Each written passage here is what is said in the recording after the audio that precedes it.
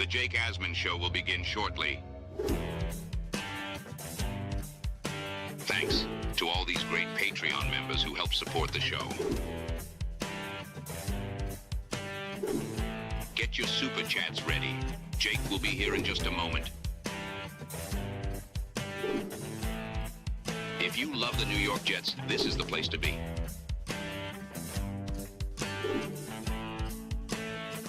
And now, the Jake Asman Show. NFL Insider Albert Breer provided an intriguing update on Kyler Murray and Tua and how it relates to the Jets. We'll talk about that and much more with a first-time guest. It's the Jake Asman Show. Let's hit it and get it started. I let the organization down, and I let the players down, and that burns me. It really does. This season's on me, and we're going to work our ass off to get this shit exactly where it needs to be. A new chapter for the Jets has started. Aaron Glenn and Darren Muji are tasked with shaping the future of this franchise. Will they be the ones to finally get it right? We will be here for every step of the journey on the Jake Asman Show, breaking down all the storylines, every game, and everything in between. Please subscribe and hit the like button below. Super chats, baby. Cut the line. The Jake Asman Show starts right now. Here we go, Jet fans. Welcome in, everybody. Show number 2 on a Friday. Smash the like button. Make sure you are subscribed to the channel. As always, we are presented by FanDuel Sportsbook. We say hello right now to a first-time guest. You hear her on WFAN. She's a huge Jets fan. She was at MetLife Stadium earlier today with her flag football team. Danielle McCartan joins us now. Danielle, you got to break it down for us. What the heck were you doing at MetLife on a random Friday in February? I know, yeah. Well, maybe your listeners are new. Hi, everybody. I coach flag football here in New Jersey and North Jersey at Indian Hills High School. Shout out Indian Hills High School. So the Jets do every year, and it's my first year attending. It's the third annual, they call it Media Day, where they gather because they sponsor a lot of the teams in the area. The Giants have their own teams, the Jets have their own teams. We're a Jets team. And they provide our uniforms for us, and they provide our flags for us. And even last year, they invited us to come to the practice facility to play a game that was like live broadcast and everything. So the Jets don't get a lot of things right, Jake, I'll say that, but they do not miss on this event. They do not miss on their support for women's sports, for girls sports. And they just announced, you probably know better than me time-wise, but they just announced a couple months ago that they are just pouring more money into it, and they've created a collegiate network now of college teams, club teams, and varsity level that would be interested in working with them and working with us to create kind of like a pipeline for these kids to continue playing in college. So really cool event. They had photo booth, everything. They had Jet, the dog, the therapy dog. Have you seen him? Yeah. I got his rookie card. So it was a real fun event today. And it was 8 a.m. to 12:30. So it was a long afternoon, but a fun afternoon for sure with 2 kids that I brought from my team. So me and 2 kids. We toured the locker room. I said, wow, this is where all the winning happens. And we kind of laughed. And that wasn't supposed to be funny, but it was. So here we go. Well, I'm glad that you got that experience. Give the Jets credit because you are right. They've done a really good job promoting women's sports and especially the flag football leagues they are a part of. But I got to imagine MetLife in February, it's depressing enough when the Jets are playing. It's got to be depressing when the weather's like this in February. Well, you know what? It was interesting because we ate it was in the Corona Club. So we ate lunch, like we picked a window seat. So we were looking at the field and they were installing like this black, this thick, I assume, I don't know what exactly it was, but my thought was this is how they're going to start to grow grass for the FIFA Cup. So that's what they were working on today. And I was telling that everybody that would listen to me, can't we just keep the grass? Can we just keep the grass? I don't know if they're going to do that, but that's what they were working on today. So it was interesting to see that. Really, there was actually workers there and stuff going on. You love to see it. All right, a lot to talk about with the Jets. You're a crazy fan like I am. I'm going to start with just some news that came out earlier today before we get to this Albert Breer report. So I'll be in Indy next week. I fly out Monday. Glenn and Muji will speak Tuesday, the official start time. Aaron Glenn, Darren Muji, both of them speaking with the media for the first time since the Jets season ended. It will be Tuesday at 1 p.m. Glenn expected to talk at 1. Muji goes right after at 1:15. Now, one thing I did notice while looking at the full schedule, the same time Aaron Glenn is speaking at 1, so is the head coach of the New York Giants, John Harbaugh. I almost wonder, I'm a bit of a conspiracy person here. I almost wonder if that was calculated by the Jets because they know a lot of the national media is going to go over to Harbaugh, and there won't be as much attention on Aaron Glenn if he's speaking at the same time as the Giant coach. That was my initial reaction when I saw the timing. That said, your thoughts on Glenn and Muji speaking on Tuesday? What is the one question you would ask to each of them? Yeah, that's a great question. I guess I would take Glenn first because he is kind of who I'm most unimpressed by. I think Muji did an okay job, but I would just ask Aaron Glenn kind of point blank. And I think that's a great observation by you, by the way. The timing of it, I think it's on purpose. Call me a conspiracy theorist too, but I would kind of go up to, Aaron Glenn in his press conference and I would really want to know, I guess I would, and I don't know how I would formulate the question just yet, but I would want to know exactly, give me maybe 3 reasons. What are the top 3 reasons that after what happened last season, fans, players, the market, like we should still believe that you are able to have the ability to turn this around? Because how I'm looking at this is I would have let him go already. So give me 3 things, 3 ways, 3 aspects, whatever you want to call it, that you concretely know and in ways that you can turn this franchise around moving into this season and improving upon last season. I think that's well said. To me, even beyond that, I would ask Glenn, and everyone will make the joke, what exactly did you do well as a head coach? I mean, that's fair. But more importantly, I'd ask him, look, a year ago at the same podium, you went up there and you touted your ability to hire a great coaching staff. You said that your staff hires was the thing that you were the most excited about when you spoke with the media at the same podium a year ago. Well, you had a record amount of turnover, Aaron. You replaced 10 of 21 assistants, both coordinators. What did you learn through the process of the last season to where we are now that you actually got it right with these hires compared to what you told us a year ago? Yeah, and that you're not in self-preservation mode, dumping everybody else to save yourself, because that's what it looks like to me. 100%. And from a Muji standpoint, I mean, what did you learn through the Justin Fields debacle? Because now you need another veteran quarterback. What's your plan at quarterback? What did you learn from that experience that's going to hopefully allow you to get it right this go around? Because you're probably not getting a third chance at getting another veteran quarterback if it goes as bad as it went with Justin Fields in their first year together. Yeah, and I would even take it to him too and say, what exactly, like, we heard the Aaron Rodgers story, and I thought the Jets should have kept Aaron Rodgers. I've not changed in that. Aaron Rodgers, say what you want, he took the Steelers to the postseason. The Jets haven't seen it since my first year of teaching, 2010.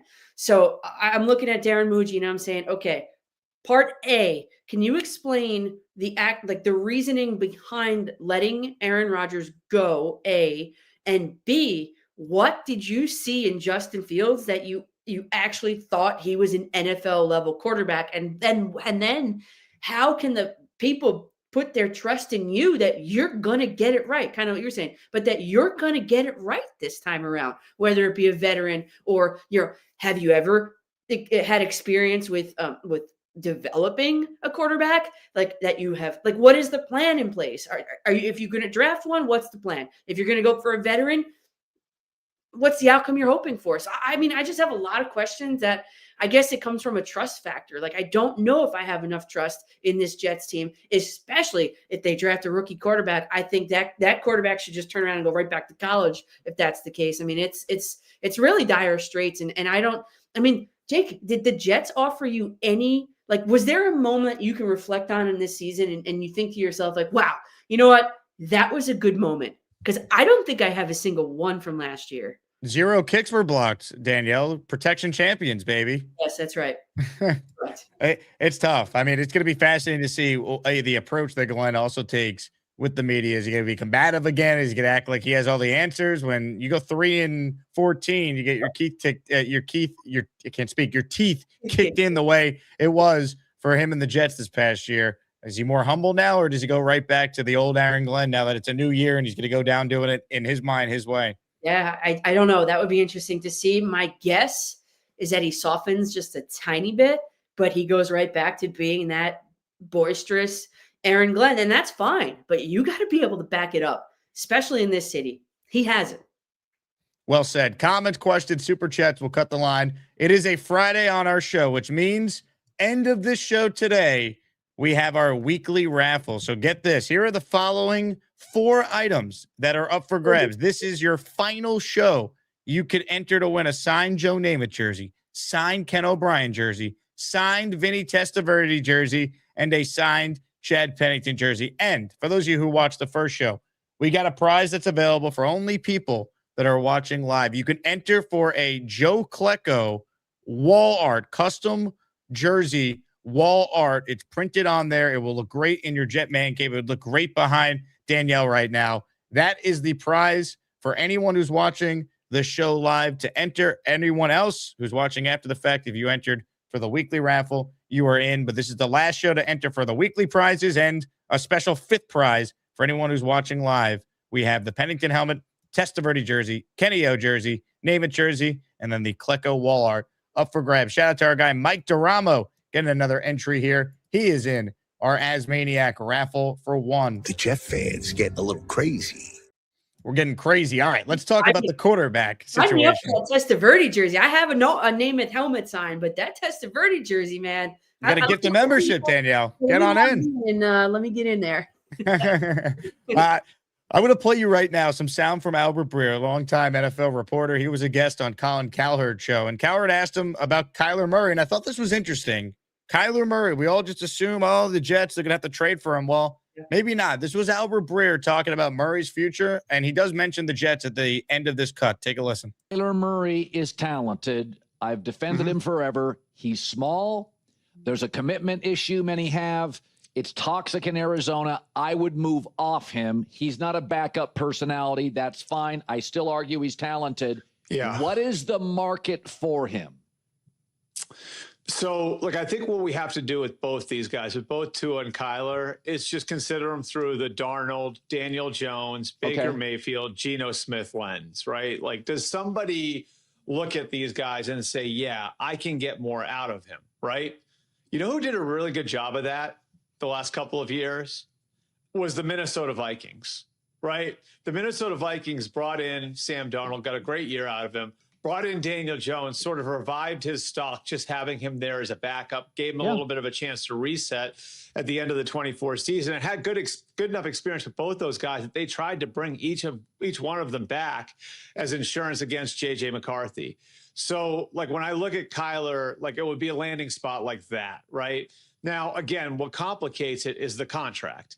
And it's even more complicated than Tua's situation, because Tua's just $54 million lump sum. I have it written down here.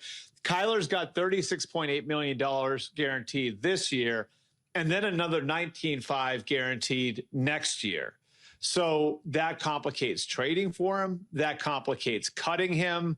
So, you know, I think you see the way that splits up, and I think it probably makes it more likely that Arizona just flat out has to move off of him and cut him and let him go to the market. And I think he will find a place that'll view him as that sort of reclamation project. Maybe it's Minnesota, maybe it's the Jets. We'll see. But I think I think the contract situation makes it a little harder for the Cardinals to hang on to him and a little harder for the Cardinals to trade him, which makes it more likely that they'll cut him. So we've seen, Danielle, people like Bill Barnwell of ESPN put out trades that have the Jets trading a 4th for Kyler Murray, which I think is absolutely insane. But if Breer is right that the contract of Murray makes it so it's basically impossible to trade him, right? He's due $36.8 million this season, $19.5 million for 2027. It gets guaranteed on March 15th. So you know he's going to be released well before March 15th if they can't find a trade partner. Would you have any interest in Kyler Murray if it's just money and it doesn't cost you any draft capital? No, none, zero. Jake, let me ask you a question.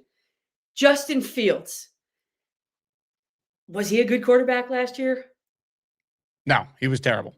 Okay, so Kyler Murray, and I know there's more statistics to this, but Kyler Murray, I always look at quarterback rating. Last season, Kyler Murray's quarterback rating was lower than that of Justin Fields. I don't want any reclamation project. There's no faith in the Jets that they can do it. And if that's the case, if you're paying Kyler Murray that money, well, then you know what? Just keep Justin Fields for $20 million. I mean, really, you're going to bring in a guy for more money that's a worse quarterback? I don't want to see it. I to answer your question, zero, negative 55% interest I have in Kyler Murray. Not at all. I'm not really interested in him either. The only scenario I'm open to it is if what Breer's laying out there. It's just simply he's released. You could get him. And you look at the teams that need quarterbacks. Like, would Murray choose the Jets if he can go to Minnesota? No. But what if Cousins goes to Minnesota? Then all of a sudden, Murray needs a home. So, like the Jets, they've been linked to Carr, Murray. They're going to be linked to any of these veterans. There's no great option out there. I mean, you're choosing your mediocre option. That's the reality of where the Jets are at. Yeah, and there really is no good answer here. But if you're looking at the pick of the litter, I did a spot on this last week. I mean, I would probably say Derek Carr, but without any sort of confidence. And why would he want to come here anyway? And all of that. There is no good option. I like the fact that the Jets are not linked to anybody specifically in the draft because they can't develop.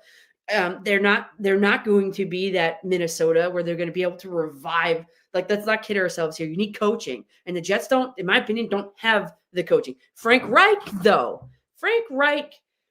works with veteran quarterbacks. I looked at kind of his resume and who he's worked with, and at what point of their career. He's always worked with guys, Peyton Manning, of course, but guys that are on the later part of their career. So if you're setting up Frank Reich for success, just because he didn't develop a rookie quarterback doesn't mean he can't. But I'm looking at a guy like Derek Carr who wants to come back with something to prove. I mean, it's not the best. It's not a great option, but it is probably, I think, the best of the options. Derek Carr, chip on his shoulder, wants to come back and prove himself. Why not with the Jets? Coaching. It's coaching. Because he can do it. It's just coaching. That's all it is. The irony of Glenn saying that last year is that he's not wrong. It is all about coaching in the NFL. It's just he was horrific at it. Yep. Oh, my goodness. How about what we have here from this community? Incredible. We have a $20 super chat from Frank P. He just bought you 5 raffle tickets, Dan. You're in our raffle. Wow. The show now officially. You get a chance. Frank. And the 5 weekly prizes. Let's go, Frank. Hit it. It's Jets, Jets. I love Fireman Ed too. How about that? You're in, Danielle. You're in for 5. You're all set. Yeah, thank you. And Gruden. That's the guy. That's the guy that the Jets need to get in that building. I'd take him in 2 seconds over Glenn. There's no doubt. Let's see. Oh, how about this? Janice Jet Fan, one of the all-time greats. 10 gifted memberships for the community. I met Janice in Tampa. So, Janice, here you go.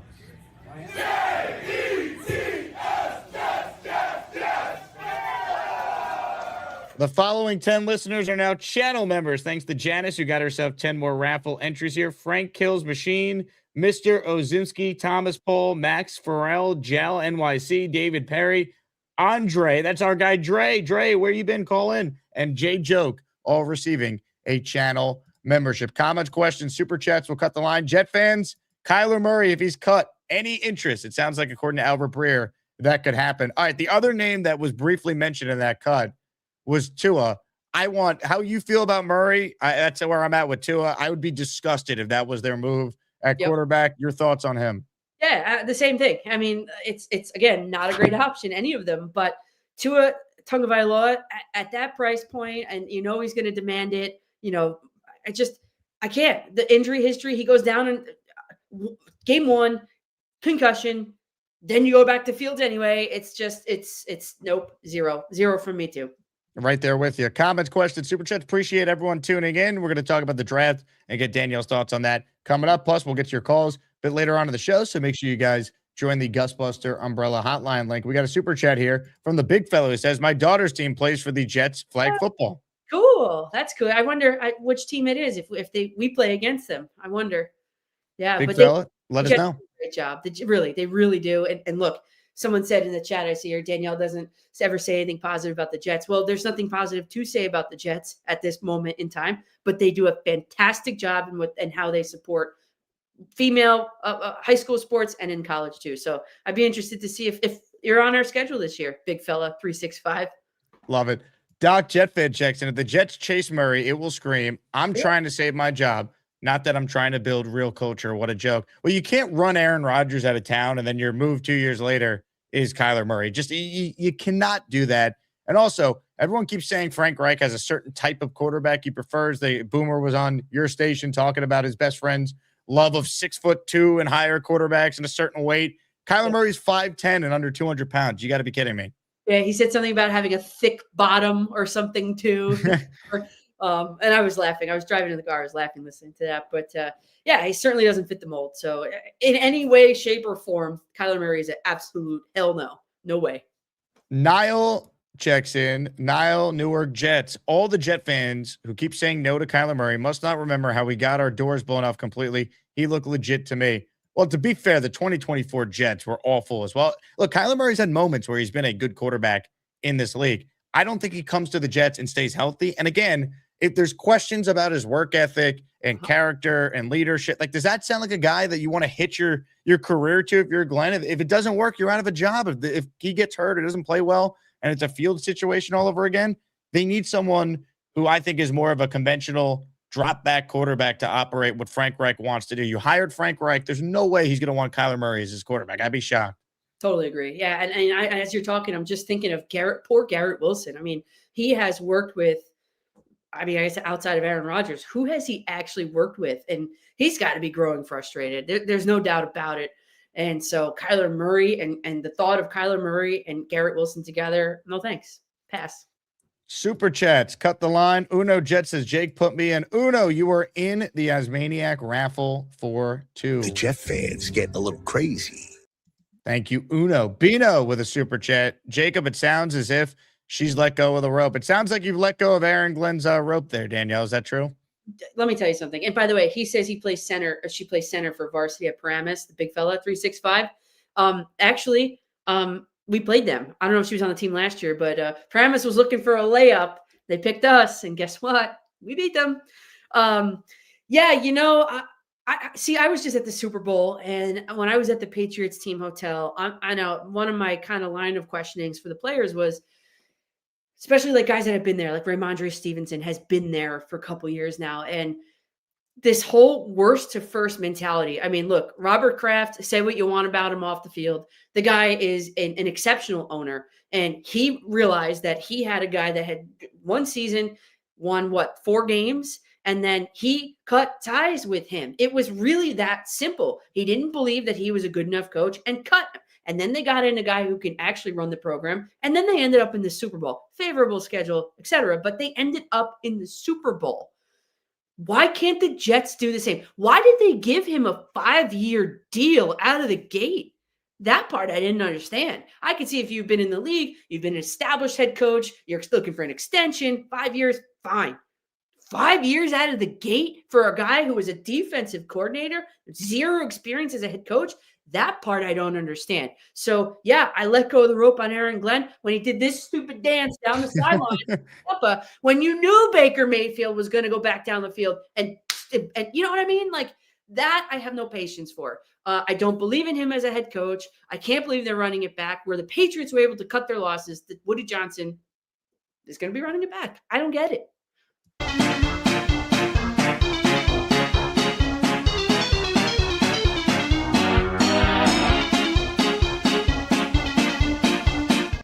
And people think I'm tough on Glenn. I love it. I agree. And again, the only positive I have for you, Danielle, is that if they're as bad as many of us think they probably will be and it doesn't work out, there won't be 10 openings around the league a year from now.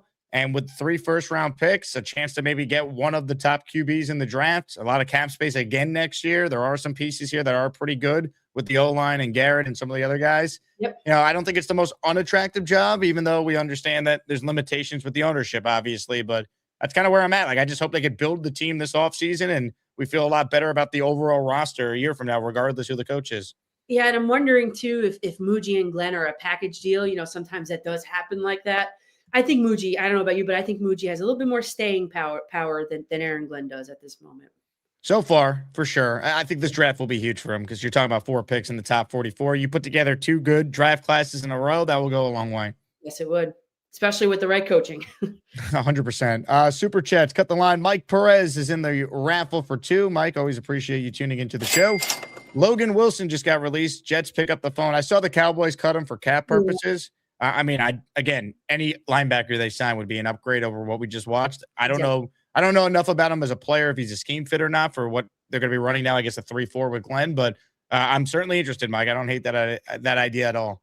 Yeah, and I also like the fit of if the Giants don't bring him back, Micah McFadden. I know there's injury concerns, but that guy is just a beast in the middle of the defense. So yeah, another suggestion there. But like you said, I don't know enough about Logan Wilson, but the Jets are zero at the linebacker position as it is. So bring him in. Let's see. Gary, 3D Boxing, nothing but Nets, Texas, says Kyler Murray it is. Next topic. No, thank you, Gary. No, thank you. Niall Newark says Murray's like Fields, hit or miss, roll the dice. We just did this. Like, again, why are we rolling the dice? Just give Kirk Cousins a lot of money and bring him in for a year and let him be the bridge to Arch Manning or Julian Sain or Lenora Sellers a year from now. That to me is what I would do. I never thought I'd be this in on Cousins, but I just don't see another alternative with a guy that I know is at least competent if I could protect him. And the one thing I think the Jets do have going for them is I do think this offensive line has a chance to be very good again next year. Yes, I agree. And can you refund these people their $2 back, the ones that want Kyler Murray? I mean, enough already. But yes, I do think that the Jets offensive line is not talked about enough. I think that unit took a big step forward last year, and it might not have shown on the field, but I'm interested to see how it can year 2 of Membu. Let's see. I think you want to hear something positive. I think the Jets offensive line finally is a positive situation. Fire Aaron Glenn checks in with his traditional $2 super chat with the following statement. Fire Aaron Glenn. Just don't let go of the rope. Don't let go. Fire Aaron Glenn. He's going to speak on Tuesday, everyone. We're very excited to hear from Coach AG. All right, Danielle. As far as the draft goes, we talked about the quarterback situation, free agency, all that. At number 2 right now, do you have a preference what they should do in your mind with that pick? Yeah. So, I mean, look, I do extensive draft homework, and I usually wait to start it after the combine. But in theory, with number 2, it definitely should not be a quarterback. Don't go for like second-rate option behind the clear-cut number 1 guy. It never is going to pan out. So don't take a quarterback on it. If you can, maybe slide down a few, fine. But I think if they stay there, I think the Jets need to really bolster their defense, and letting go of Sauce. I think cornerback is a premier position that would be expensive to address in free agency. So I think you get just a lockdown corner that can just cut the field in half. I don't know who that name is right now, but at 2, that's what I would kind of like to see done, unless there's a linebacker out there that is just, the best player available. And at 16, they have 16, right? I would probably go at that point. I'd have to start looking into who is the best wide receiver available, because you have Garrett Wilson on the one side. He's getting double teamed. I mean, he is, fighting through double screens and all this stuff. And if you have somebody opposite him who is a real threat, I think that would only benefit whoever the quarterback is and Garrett Wilson at the same time. So at 16, I know it's a little probably high for a wide receiver, but I think you're getting the best of the best at that pick, and I think that would be kind of wise. I don't know. I don't know your thoughts. Yeah, there's no consensus at this point. I do think they're going to take one of the edge rushers when it's all said and done at 2. I think it's going to be Arvell Reese.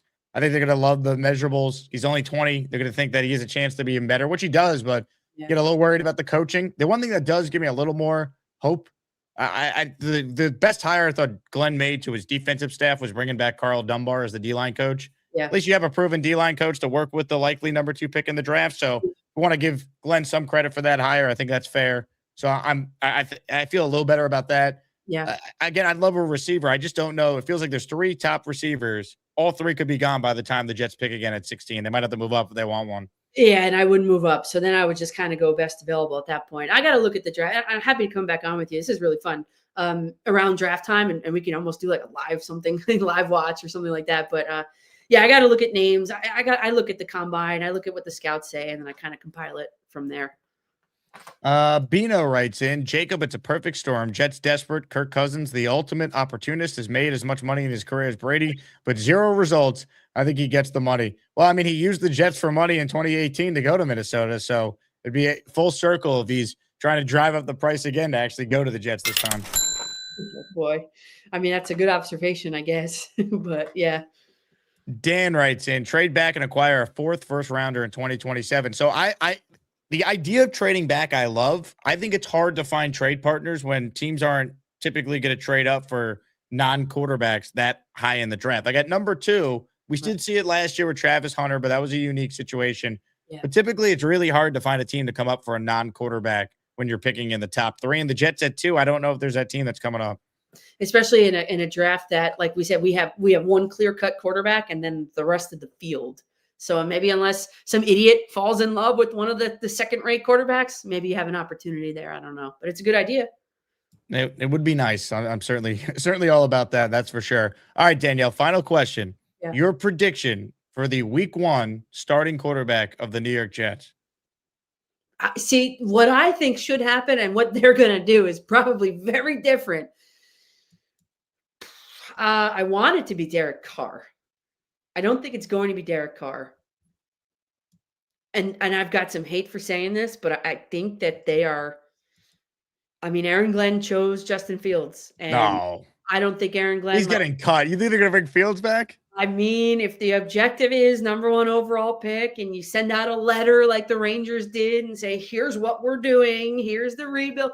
I don't know. I really You won't be here for that. If they have the number 1 pick, he'll be gone. I know. I really don't know. I want it to be Derek Carr. So hopefully it's him. It could happen. I don't think you're crazy for thinking that.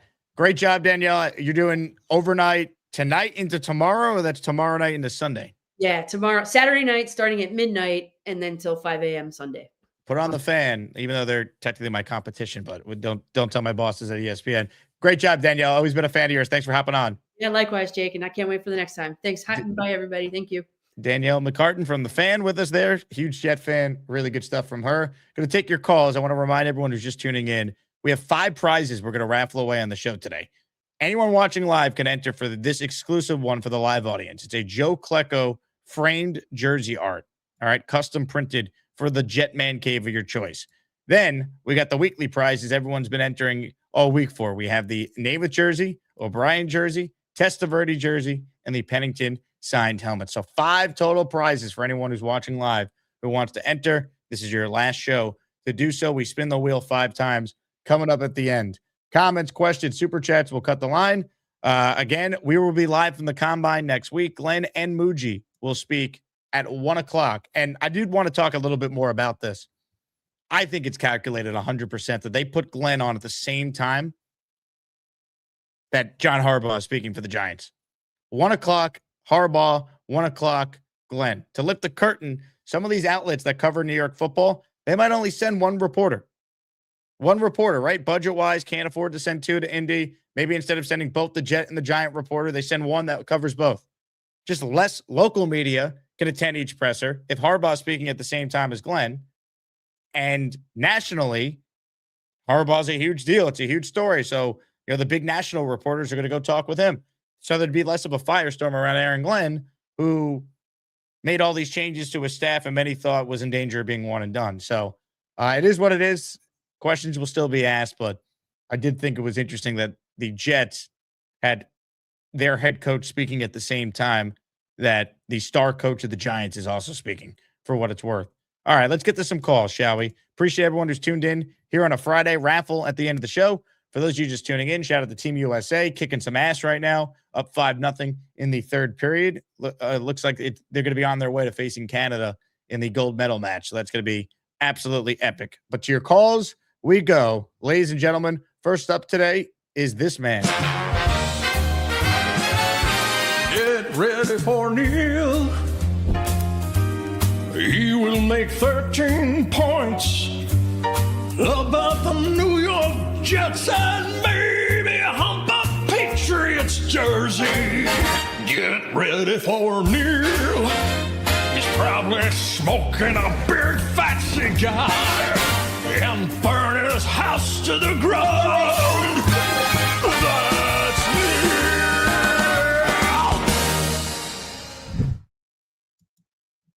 Wow. That was a mouthful by that young lady. What's her name? Danielle McCartan. Danielle. She had me. First of all, it's very nice to see something pleasurable on the screen, except for these ugly bastards that come on into your show. You know, Frankie and all these guys. You know, not I exactly. think all my guests are beautiful.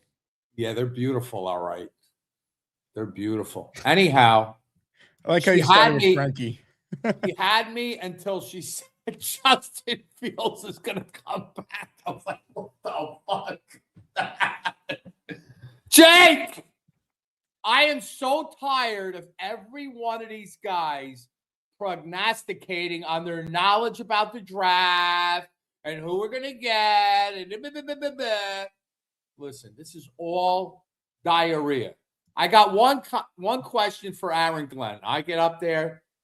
This is Neil from Long Island. What is your question for Aaron Glenn? Aaron, you were a wonderful cornerback at one point in this league. I think you had 42 interceptions, pick sixes, and the whole 9 yards. My question to you is, as a head coach of the New York Jets, how in the hell could you have a team that had 0 interceptions in the entire season and had Butterfingers at every point during the season? How is that possible, Aaron? Could you answer that question? Oh, my God. I like how you held your cigar like it was a microphone. Anyhow, quarterbacks, Jake, quarterbacks. Now, I know you want Kirk Cousins and all that, right? That's your, like, number one guy that you want to see here? I think he's the best of the mid. Here's somebody made an interesting point, and I think I like this. We may as well take a shot on a quarterback that might turn into what Daniel Jones did last year, or, I mean, clearly, the San Francisco guy, what's his name? The Patriot we had, Daniel. Who's the guy in the Mac Jones? Mac Jones. He clearly got better last year, right, Jake? He improved under Shanahan, correct? Yes. I think he was like 5. He started how many games? I think he started like 8 games or something. He was like 5-3, or he started a lot of games for the 49ers last year. How many games did he start? Mac Jones started 8 games. He was 5-3, 13 touchdowns, 6 interceptions, 70% completion percentage, and had 2,100 yards passing. All right. That's 8 games, right? Yes. How many yards passing? 2,100. So you'd have a 4,000-yard season for the Jets, possibly. My point being is this. You think he'd do that here, though? How much of that is Shanahan? That's what concerns me. Well, and they're going to want a second-round pick probably for him. Why would they just trade him? But here's what we have to look at. We have to we might as well take quarterbacks that have a potential upside than quarterbacks we already know what the result is. We already know what Kirk Cousins is. He's got a ceiling. It's not going to go above that ceiling. He may play better because he has a good offensive line. We have to take a shot on guys like Anthony Richardson, Garoppolo, guys that Carson Wentz. Let's take a shot on some put 2 or 3 guys in the quarterback room that have a chance to surprise us and turn into a possible Daniel Jones, or try to pry Daniel Jones away from the Colts. Give him back the 2 first-round picks they gave us for Sauce. Let's give the Colts everything back that they gave us for Sauce Gardner, and we'll take Daniel Jones. That's a good idea. This way we swap Sauce, and now we got Daniel Jones. I like our chances with that better. He's coming off an Achilles. That's the move you want to make? But Daniel Jones is coming off an Achilles? Yeah, and he's a free agent anyway. Look, you don't want to take a chance on Daniel Jones? No, I don't. Is there weed in that cigar? What do you mean? You don't want to take a chance? He's coming off an Achilles. We just did this with Rodgers. All right. I didn't know. I forgot that he had an Achilles. I apologize. You didn't see the end of the season when they lost every game without him? Yeah, okay. All right. But Lee writes in, Neil, I hate everyone speculating on quarterbacks. It's all diarrhea. Also, Neil, here's my take on all the quarterbacks. No, I said I don't like the diarrhea on the draft. I'm tired of the draft. We could say anything we want. We could look at any draft tape we want, At the end of the day, it doesn't make a shit of a difference because Moogie and Aaron Glenn are going to make the picks, and we're going to see what happens. Free agents is a different story, but I don't want a wide receiver in the first round. Do you know why, Jake? Why, Neil? What's our history with wide receivers, except Garrett Wilson, which was the one outlier, versus every wide receiver we ever got in the draft? In the first round, it's pretty good, is it not? Santana Moss was a first-round pick. Altoon. I'm definitely missing someone else. Keyshawn. The problem has been day 2 and beyond of the draft. You get your, Stephen Hills and Darius Stewart and Chad Hansen and now most recently Arian Smith. We took a flyer on a couple first-round wide receivers that were shit, if my recollection is correct. I don't. Maybe a first-round receiver the Jets took that was terrible. Garrett's the most recent time they did it. That's been the best pick they've made in years. If Mekhi Lemon is there at 16, I'm running up the card, and then I'll squeeze lemons in your eyes. I'll be so excited. Okay, You'll love it. All right. Also, Anthony Richardson, I can't just bring him in, and I need a veteran with him. He might be unplayable. No, I didn't. No, Jake. I want to do the giant thing. I want 3 quarterbacks. I want Tommy DeVito. I want Richardson. I want all the guys that have shown some spark, that has an opportunity. Let's have some fun. We're going to suck anyway. How is that fun? Anyway. I'm giving you Cousins. He's competent. We can protect him. We can have an offense. We can have a top 20 offense. If Cousins, you want to talk about coming back from an Achilles?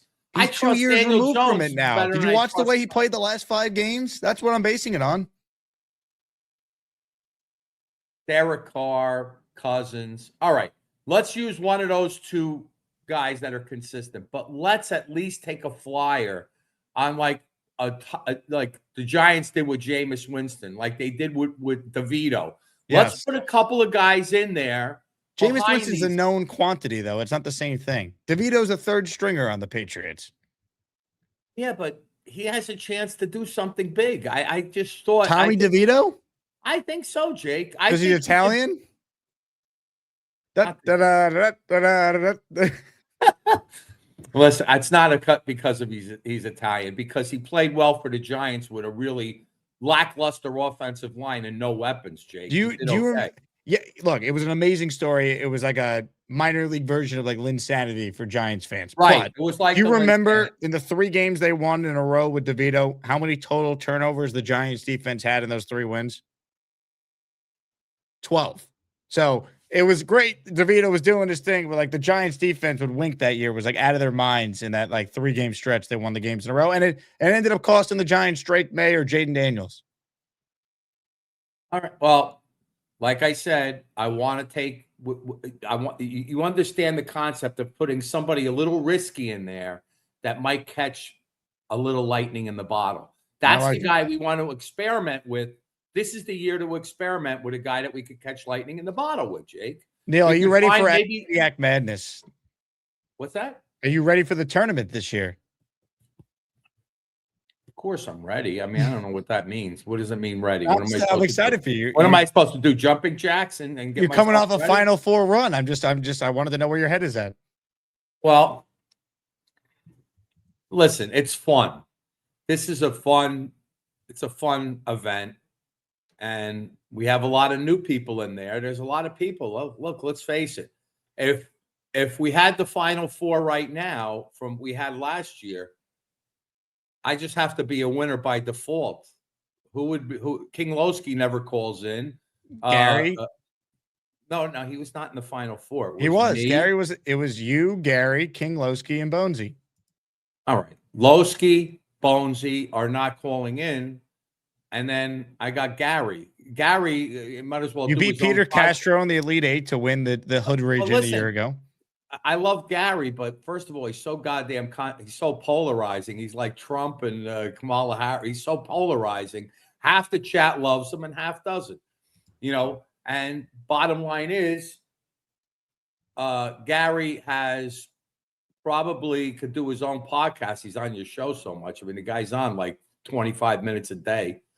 But I don't have no problem. I have all the confidence in my ability to do something against Gary. The irony of you talking about I don't know when's the seedings coming in. What's the Selection seeding? Sunday is Sunday, March 1st. It's a week from this Sunday.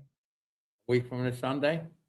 I'm gonna get back from Indy. The bracket will be released. We're gonna do a What do you think? What do you think my seat? What do you think in your guesstimation I'll be seated? I mean, I know the answer, so I can't comment. I've seen the bracket. Now it's still subject to be updated, but the committee's been working hard at it. And listen, it's gonna be lots of fun. Let's face it. We got something we could look forward to. This whole draft and this quarterback shit. I just want to get it over with. I'm tired of hearing everybody prognosticate. I can't stand. Everybody gets out. Oh, I know what this guy is, and I love this guy, and this is the one we have to get. Who the fuck? Nobody's listening to you people. These goddamn exploding cigars. Like, gotta go, Jake. I'll call back later. Shit. Good call, bro. Couple super chats, then right back to your calls. Austin Jet says, March for Arch. Hey, if you're in Austin, you're going to see Arch Manning up close this year. You'll be marching for Arch. Get your shirt. Hold on, where's the shirt? There it is. Get ready to march for Arch, baby. If the Jets lose week 1, you're going to have the tanking people being like, and the tank is on. Ozzy says, Jake, how much would it cost us to get Willis from Green Bay? If Fields got $30 million guaranteed and he sucks, Malik Willis, who I've seen like Chris Sims say, he thinks he's gonna be a superstar. Like he's got those type of traits. It's gonna cost at least what the Fields contract was, because teams are desperate. It's crazy to think that a guy with 6 starts, that's what it would be. But you can thank the Jets for ruining the market with Fields a year ago. You're in the raffle for 2, Ozzy. Thank you. Dan says, could we get Kyle Pitts too if we got Cousins? I like Kyle Pitts. I'm probably in the minority on signing him. He's productive. He's never lived up to the hype of being a top 5 pick. Go look at his numbers, though. Guy puts up numbers. Hey, man, Mason Taylor, you got 2 legit tight ends now. Can we just score points? Again. Oh, but Jake, he doesn't block great. Does anyone care? Can we score points? Can we have playmakers? All right, get me Kirk Cousins and Kyle Pitts. We'll score points. We'll be able to protect Kirk, and we're not going to have an embarrassing offense. I don't think the Jets are still going to be very good because the head coach and the defense, all the issues there. But, like, can we be competitive? Yeah, I think you can with Kirk Cousins as your starter. Nicholas says, enough with DeVito. He stinks, and his act is embarrassing to Italians. Dopey Giant fans ate it up, though. How is it embarrassing to Italians? Now, I'm not Italian, so I can't speak to this. But from what I saw, the Italian community loved the DeVito thing. Now, if you're Italian and want to call in and weigh in, please let me know in the chat. Kath writes in with a super chat. No to Tommy Cutlets, no quarterbacks with injuries. Get a quarterback in the draft. Well, they're going to draft someone. It's just a matter of where they do it. I don't think it will be in the first round, and it could be in the second, although I don't even love that. Derek, the Jet fan, earning another raffle ticket. Let's go. Hit it. Job. Thank you, Derek. Doc Jet fan, super chat. Whose stock has fallen in the past 24 hours? Neil or the Knicks? Man, the Knicks stock is low right now. You could buy the dip. I don't think they had like the 4th best odds to get to the finals now in their own conference. I think that's a little dramatic. They just shot like crap last night. They shot a little better. It wouldn't have been a blowout. That was an ugly performance. Cat, what the hell is going on with him, man? Doesn't shoot for the entire first half. Let's go, man. The Knicks led 9-2 to start the game. I'm thinking this is the team that I thought was going to show up tonight. Nice to see it. That was terrible last night. Leaving the Garden, very, very disappointing performance. But again, like they got their asses kicked by Boston in the regular season all last year and beat them in the playoffs. So, I'm not going to bury them completely. There's 27 games left, and we'll see. But they got to be better. That was disappointing. More of your calls right now. Ladies and gentlemen, on the Gusbuster Umbrella hotline is a man with his hands in the air. I don't even want to play his intro because I'm worried it might not work. Mikey Midnight, hit it. Hey, I'm here. You hear me? Mikey. You hear me, Jake? I can hear you, Mikey. Can you hear me? And we got the answer to that one rather quickly. Mikey. Get your heads out of your asses. Man, StreamYard, why doesn't it work with Mikey? I don't get it. More of your calls right now. The Rooster's on the line. He's next. Hello, Rooster. Peace. No Brees Hall. Peace. But what your call this morning got a lot of people talking. Yeah, maybe I'm trying to sneak into that tournament. Maybe as in the buy-in, the last 4 seeds. Who knows? Hey, there's still spots open. Selection Sunday's not till March 1st. I'm taking a new angle. Don't want to discuss the Brees Hall. I agree with you with the Knicks yesterday. OG Anunoby hadn't played in 3 weeks. He was 1 for 10. We're not winning when OG Anunoby is not playing well. They shot 16% from 3. They had no chance. It's regular season. We learned, but anyway, that's that. With this number 2 pick, the more I've been thinking about it is we can't draft our quarterback. We know that at 2, but we can draft the quarterback of the defense. And this defense has been lacking a leader.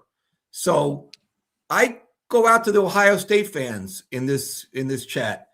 If you had to choose between Reese and Downs, just of what you saw, and all I've heard about Downs is, besides being one of the great safeties, I don't know how Kuiper ranks him with Hamilton or all the great ones down the road, that he is just an unbelievable leader.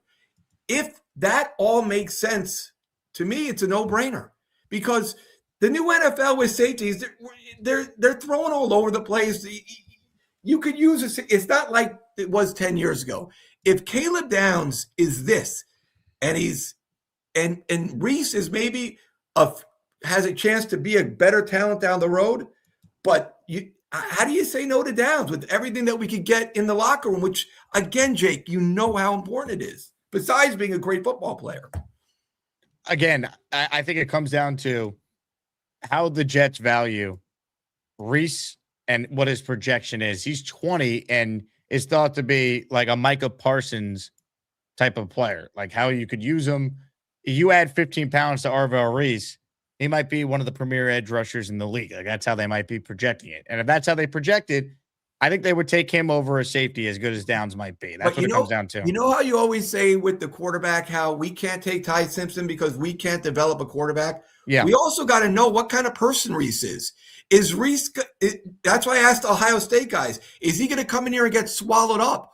We know that's not the case with Downs. Downs is going to come in here and right away he's going to inspire. And there is something to that. I mean, because we know the problem with the Jets, the biggest thing is culture and locker room. And that's a big part of it right now. And Downs is a hell of a player. Again, I don't disagree. I just think it comes down to, position value. Can you take a safety at 2? If you take a safety at 2, he's got to be great right away. He's got to be like the best safety in the league by the end of his second season. Yes. Or he's got to be top 3. Yeah, I mean, look, Kyle Hamilton versus Kayvon Thibodeau is the best example of this. Giants took Kayvon at 5. Right. Hamilton went 14. Who would you rather have right now? And we've chased defensive end the last 6-7 years, and it's been a struggle. I mean, from Golston and JJ. I mean, the last good defensive end was what, Sean Ellis and John Abraham. That was a great draft. Will McDonald 2 years ago had 10.5 sacks. They had a good D-line. He hasn't been great. Come on. They have not had that superstar defensive end in a very long time. I know, and we've missed a bunch. So I'm okay. Again, like I always say, I'm okay with they take Reese. Here's the thing, Rooster. I don't hate it because I think we have to look at the Jets and look at the situation they're in. I said this on the Zach Gelb show that I was a guest on yesterday. It was great. Thank you. Like the Jets, this is not a normal draft given like the unclear top dog at number 2. It's not like there's an Abdul Carter where it's like run the card and like that player doesn't exist. Will Anderson, that player doesn't exist. You don't have that. You don't have the best non-quarterback where you just know. So that's the first thing. The second thing is, well, typically you wouldn't want to take a safety at 2. We got to look at the Jets through the lens of they have 5 ones over the next 2 years. I'm looking at this like I just need blue chip premium players over the next 2 years. Yeah, ideally you don't take a safety at 2, you take an edge rusher. But you know what? The board is the board. If it doesn't play out that way, get a damn good football player at 2. You get another one at 16, and you have 3 ones next year. So if I got to reach at a position early in this draft, okay, but like not every team, no team has 5 ones over the next 2 years. Almost 6 when you have 33. That's an incredible point. Build this team, and I'm sure they're going to do it with Downs. And if Downs blows you away, the gentleman who called earlier in the morning was a big Downs guy. I forget who it was. Ralphie. Yeah. Ralphie. take it. No problem. We need someone to grab this locker room in the worst way. It's important. I'm going to let you go. I had a great day today. I love getting ripped today. Where's Black Gypsy? He's the greatest. Hated me online today. And all I'm going to say about Brees Hall is I just don't love him as much as everyone else does. And if he walked out the door, I wouldn't be as upset. That's all I'm saying. Really? You wouldn't cry? You wouldn't be devastated? No, not at all. Ladies and gentlemen, the Rooster. Give us something, anything. Yeah. We're a squirrel trying to get a nut. Rooster giving us 2 calls today. He gave us a lot. Good call. I like the Rooster.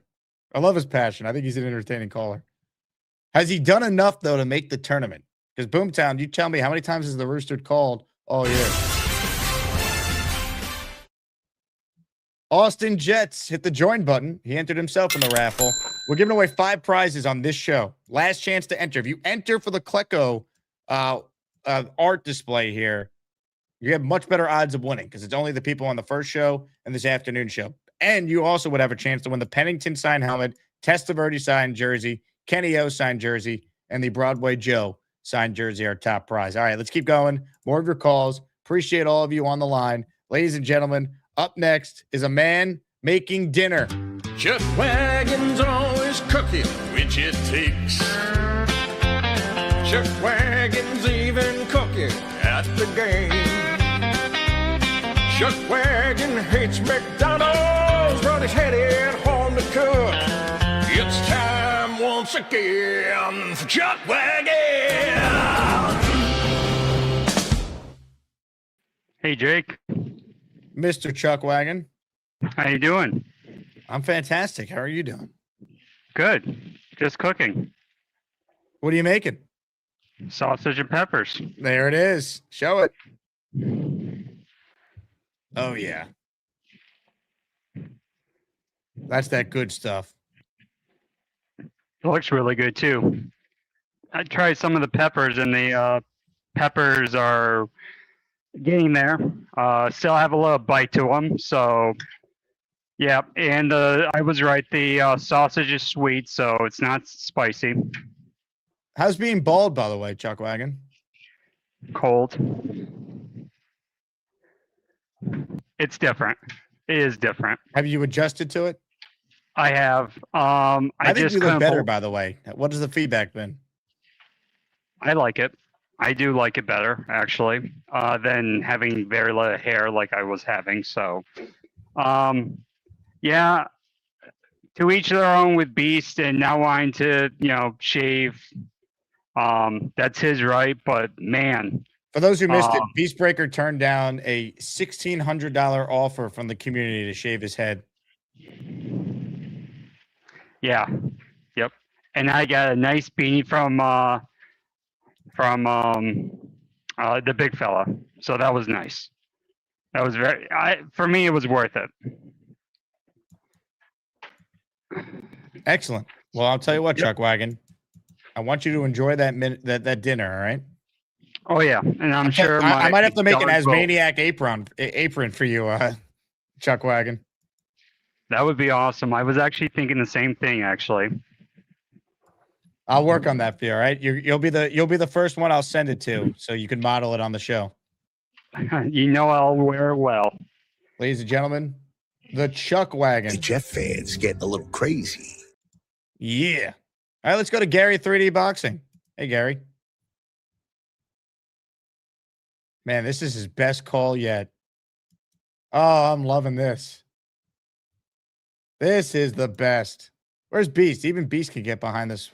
Beast, what do you think of this call from Gary? Pretty good, right? Uh-oh. Never mind.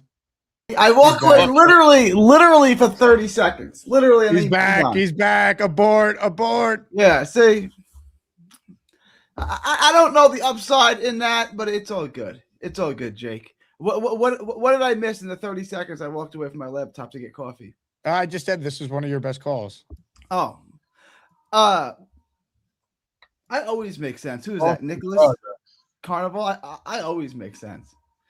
Whether or not you can keep up is not on me. How you doing, Derek? Hey, what's going on with this Tommy DeVito stuff? Were you offended as an Italian? No. I don't love the play up of the stereotypes, right? But I don't really like being around too many Italian people, like only a small amount, like 3 or 4 in a room. Otherwise, it gets too loud. It gets too much. But no, I'm not offended by things. And we talked about this on the Addy show. After taking my DNA test, the ancestry test, ancestry.com. I had a lot of other stuff besides Italian, like a ton of stuff genetically. So, are you a woman?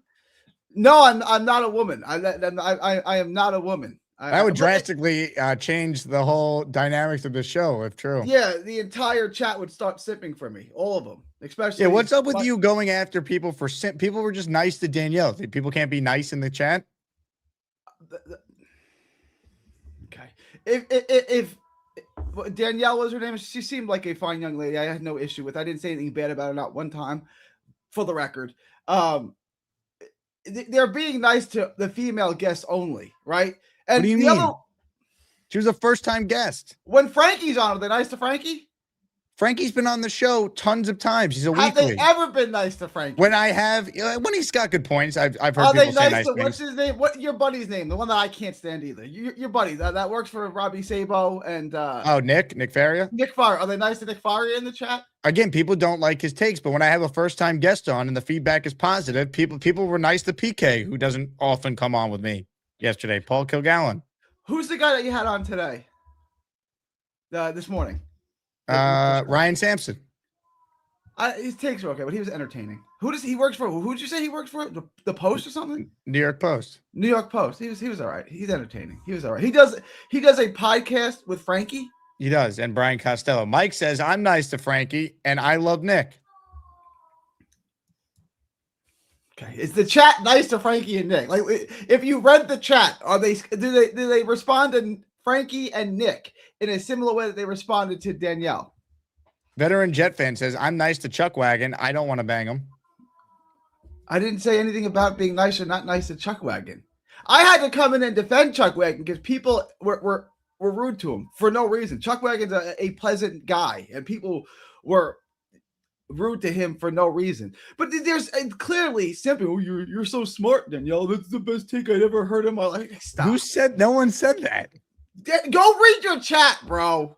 Good takes, Danielle. I agree. It's like, come on, bro. It's like when a girl posts a thirst trap on Instagram or whatever, you get 10,000 losers like, oh, you're so beautiful. Oh, you look so good. It's like, stop, bro. Like, it's pathetic already. It really, really is pathetic. Like, it's pathetic. Not one person said that. You're going off about something that did not happen. Go back and read the chat, Jacob. I saw it in real time. People were not. Wait, you're upset Frank P purchased Danielle memberships? That bothered you? It doesn't bother me. You can do what you want. It just makes me think that you're a This simp. bother you? Is this simping if Frank P that is absolutely simping. That is, and you're free. And feel free to simp. You're allowed to be a simp. Right? And I say that you should beat simps up, but you shouldn't because you'll probably get arrested for no good reason. But you will get arrested if you go around beating up simps. But it's pretty good advice. Like, they're the problem with society. They really are. It's this pedestalizing of women, which has put us all in this predicament. And that's mostly because of simps. Just tell women no.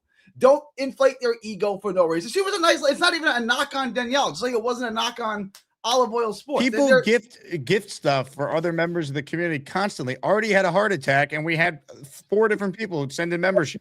In order for a woman and a man to be on the same level, the man has to have a heart attack. Thank you for making my point. That's one example. We've seen Chuck Wagon get gifted membership. Explain Jets Forever #2 who gifts for Chuck Wagon the last 3 weeks. You gotta talk to Jets. You got Jets fan forever too. You gotta talk to that person. You got you see it in the chat. Look, you're allowed Frank to be P a says simp. nothing to do with her being a woman, you dumbass. Oh, of course not. If she had a penis, she'd have done the same thing. But I it's think he would have. interesting. Yes. What? Okay. Who else did he do? Did he give 20 memberships for the guy you had on this morning? What is his name again? Did the guy on this morning say, "Oh, I want to enter the raffle" like Danielle did when we were showing off the prizes? This is the problem. I'm amazed you don't get sent to the hole more. I really am. This is the problem. Because people need to hear the truth. Yeah, and people don't like the truth. Particularly women can't handle the truth. But clearly, these low T men can't handle the truth either. Shut up, bro. It's pathetic. Like, it's going to get Common you nowhere. Country says Gary is low key right, but terrible delivery. I like that name, Common Country. I like that name. It's a good name. Mike writes in, Gary trying way too hard to make a point that he can't. Frank P says, you are the problem. Yeah, Mike says, Gary's weird. I'm the solution. Yeah, more of me is the solution. Less of Simps is less Simps and more of me is the right equation. That's what you're looking for right there. Like, if there were more of me, if there's more ism in the world would be a much better place, a much more profitable place, a much more peaceful place. And Gary says, Mike says, Gary is the problem with this country. I would love to know what the problem is. Like, how am I the problem? Like, I would love to know what people disagree with me on. Like, I would love to that you shouldn't be fat, that you should pay for women, that you should protect and provide for your woman, that you should take care of her, that you should Common Country says put Gary in the raffle. See, shout out. I had to earn it. I had to say something clever and give. This is the difference between men and women. Men have no value other than what they earn. Women just get simple on the spot, like children and dogs. People just love them, no matter what they do, no matter if they have any virtue or not, no matter what they do. We just hand them everything. Men, they have to earn their value. It is what it is, right? We can say that that's not true, but you can see evidently it is. The equivalent of a woman speaking, like, a guy has to have a heart attack to get the same kind of response. Like, there's a difference here. Dan says, Gary, stop crotch watching. You see, and then you got clearly blatant homosexuals here. Like, where does that even come from? Like, that's his fantasy, right? That's his fantasy. That's him projecting his fantasy on me. Stop crotch watching. I'm talking to Jake Asman on the Jake Asman. Like, where would that even come from? Now there's a gas station over here. I'm gonna go get some pizza and see if they have any butter to put on it.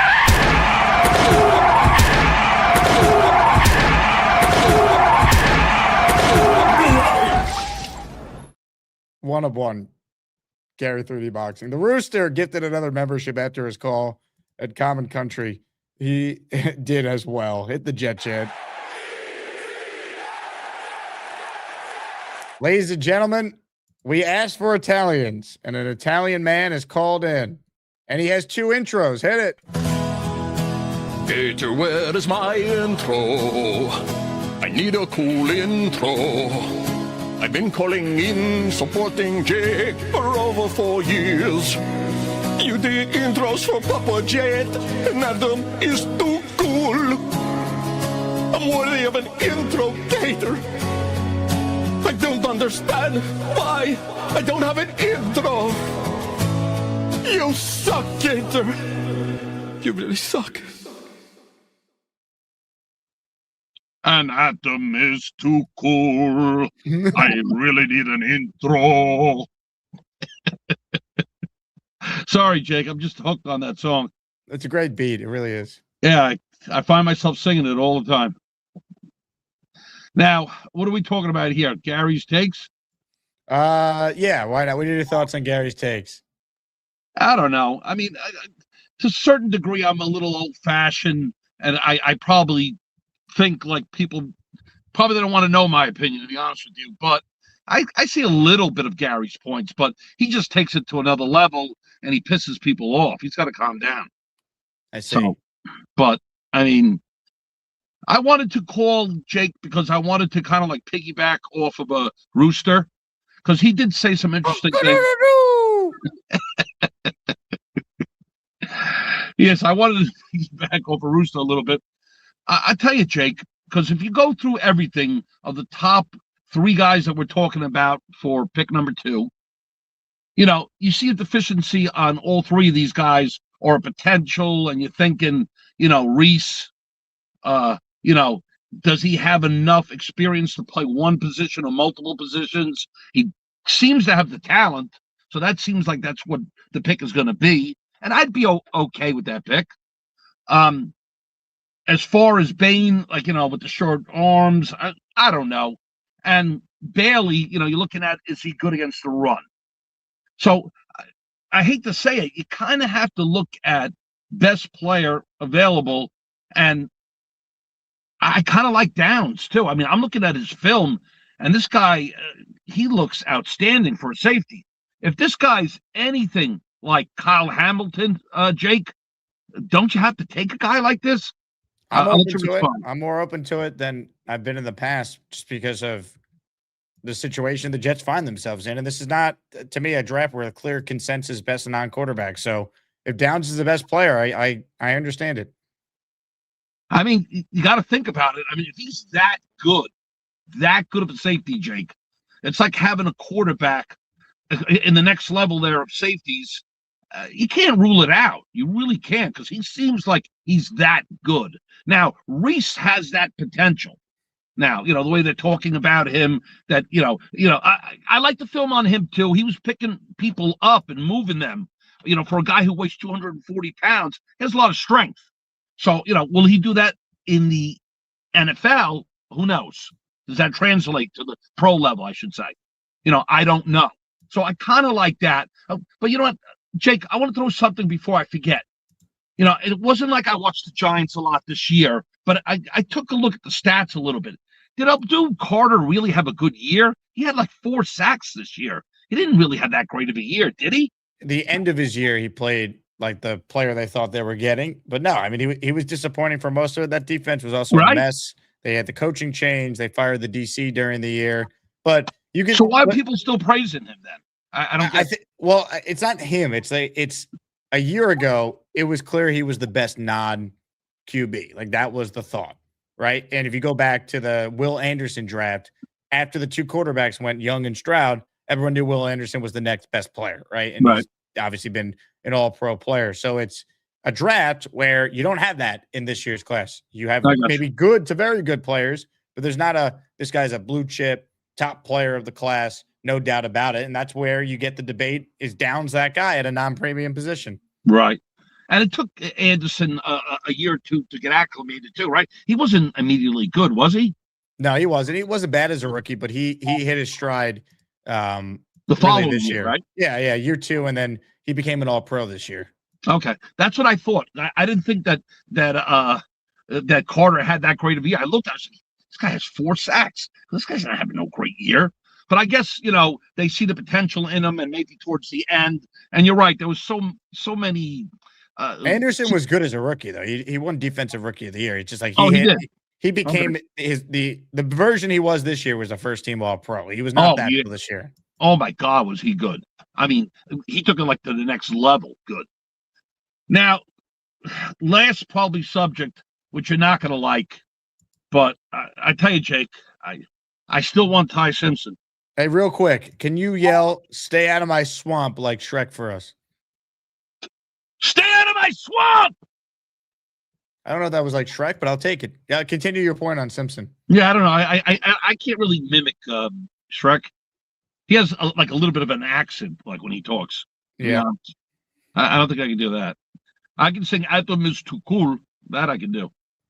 But yeah, I don't know, Jake. I tell you, I kind of want Ty Simpson. I really do. What do you like about him?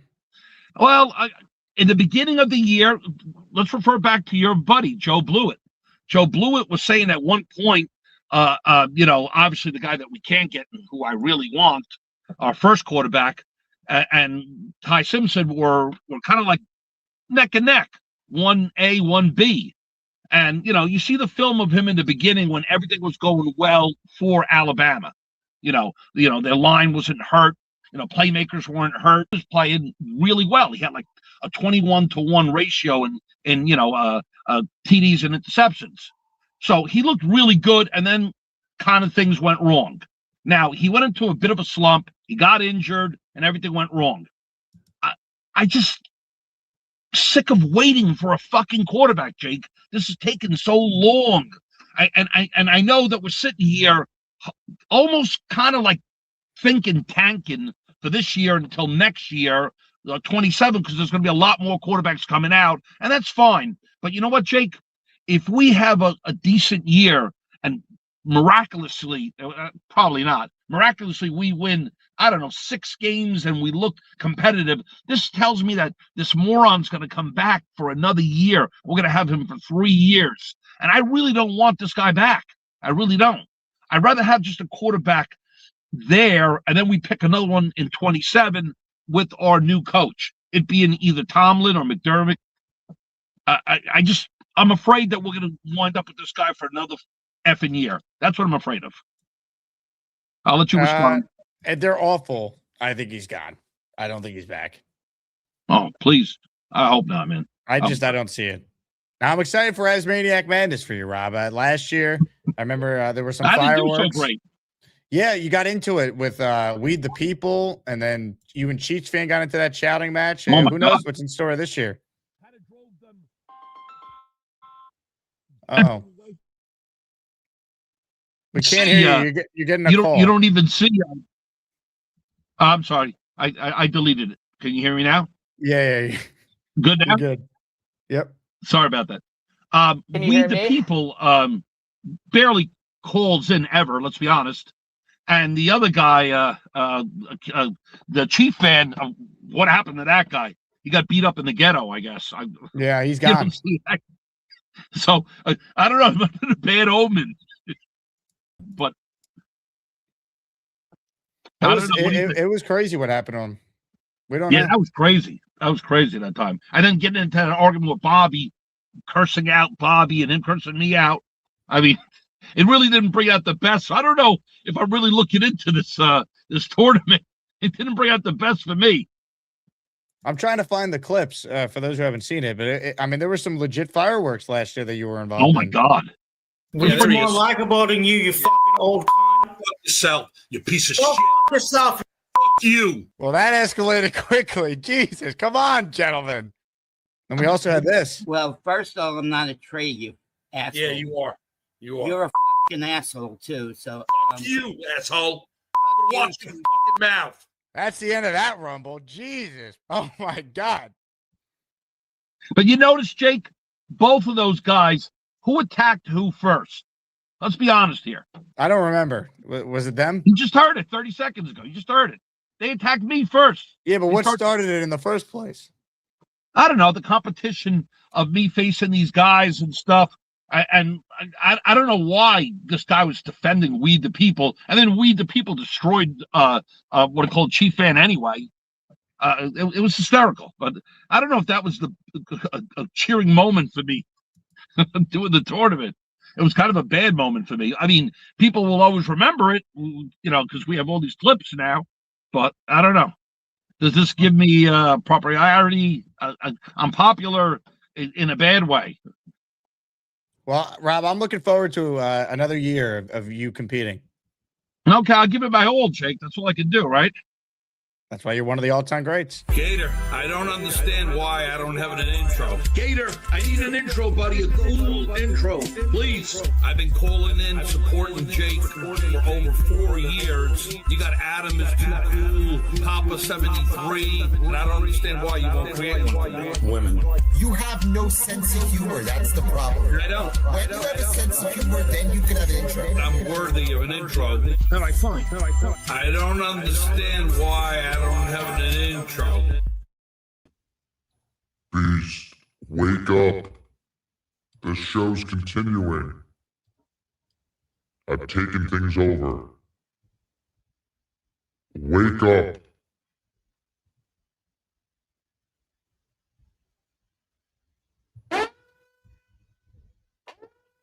Wake up. We see you moving, sitting on your bed in darkness.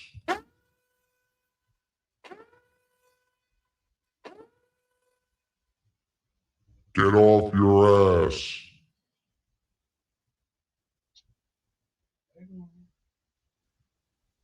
Get up. The Civil War is starting soon. Get up, Beast.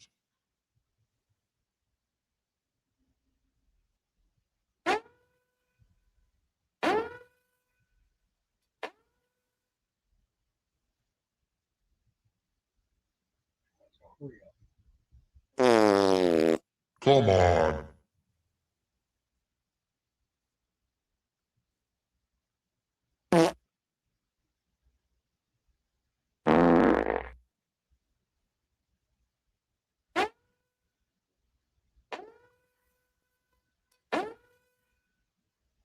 Get up.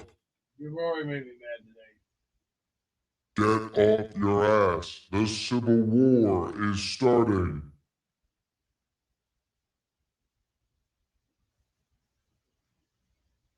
No,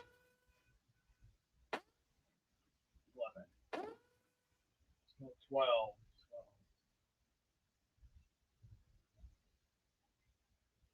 Get back to me later. I'm busy playing bingo.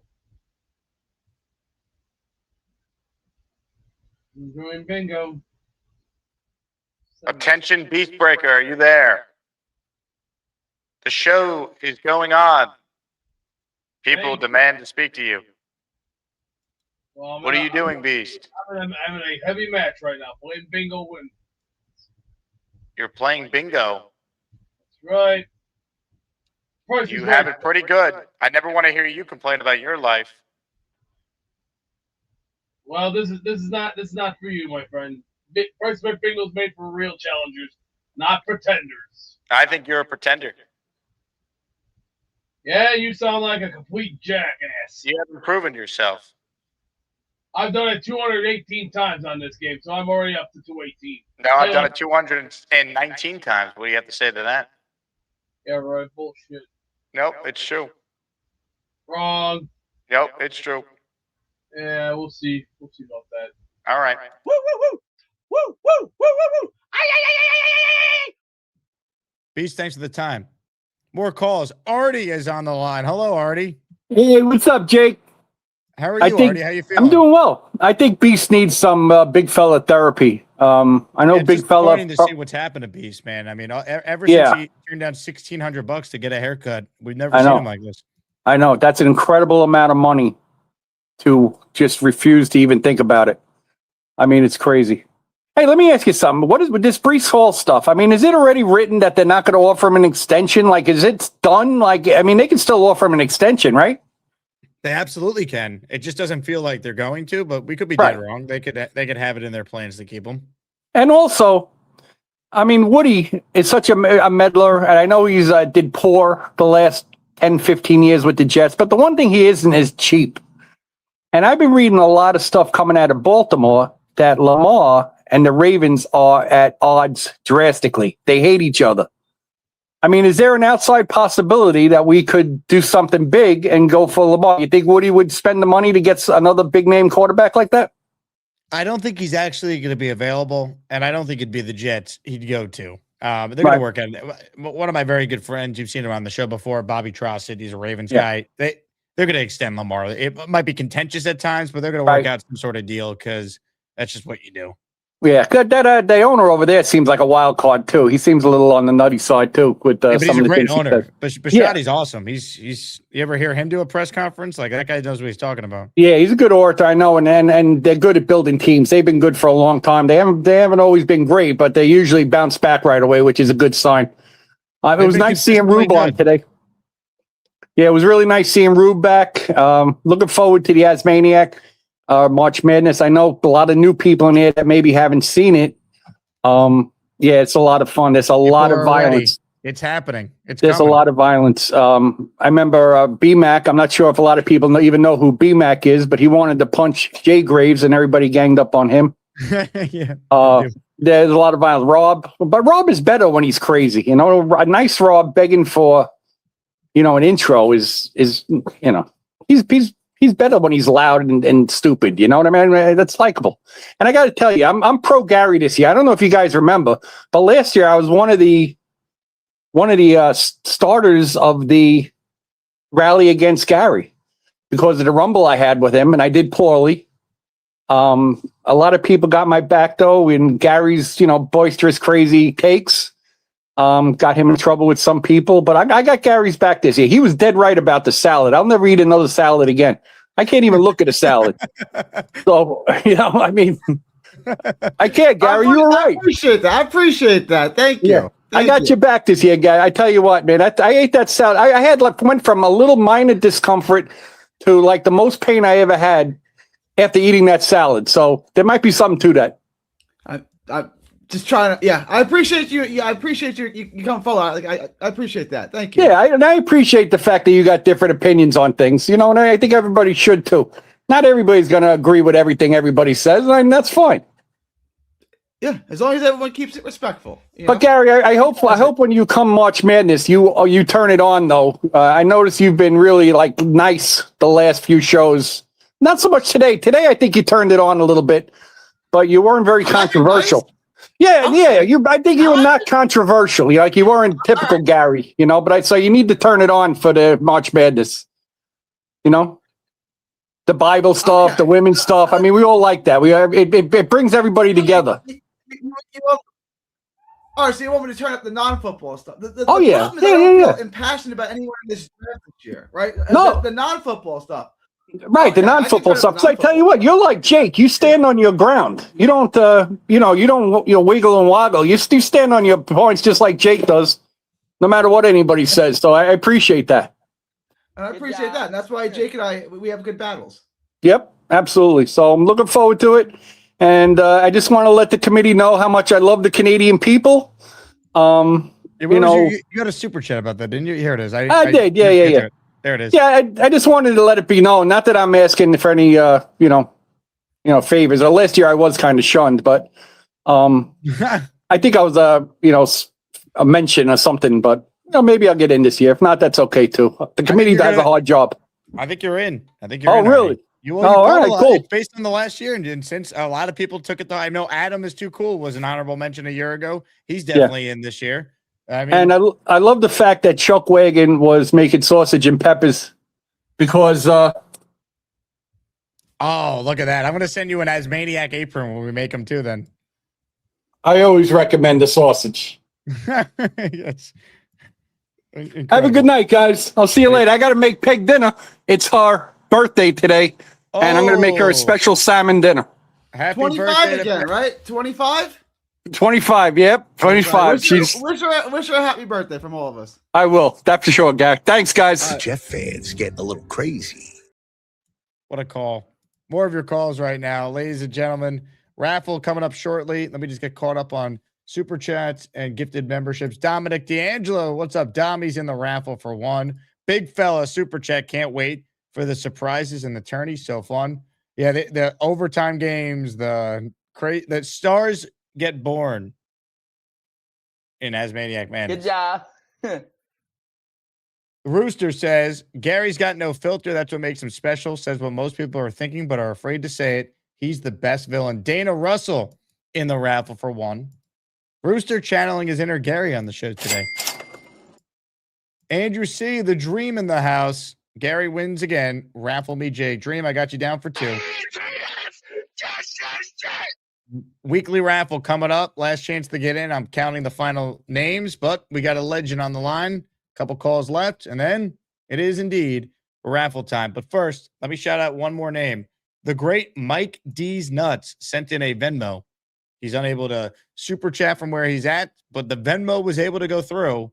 He sent in $40. He Venmo'd Jake Asman. Raffle tickets. Also, Neil is a moron. Neil earlier did a mock Aaron Glenn press conference holding a cigar as a mic. Also, I just got another Mike D's Nuts Venmo. Put me in for more. Mike, I got you down. Thank you for the support. This is for Mike D's Nuts, who's out there watching the show, but he's unable to get from where he's at. Mike, this is for you. Hey, thank you, Mike D's Nuts.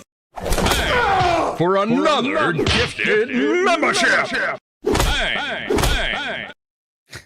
I love that one. Derek, the Jet fan, says, give this ticket to Artie Gercall.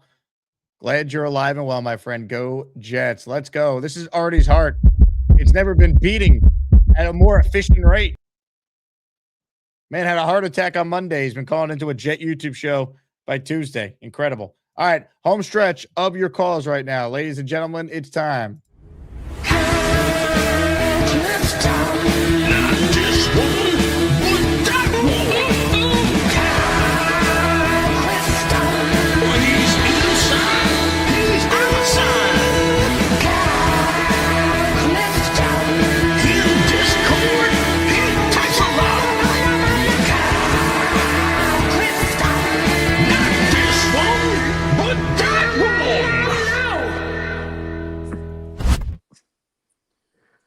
I think that the favorite part of today's show, and maybe any show ever, is when Neil complained about the amount of time that airtime that Gary gets.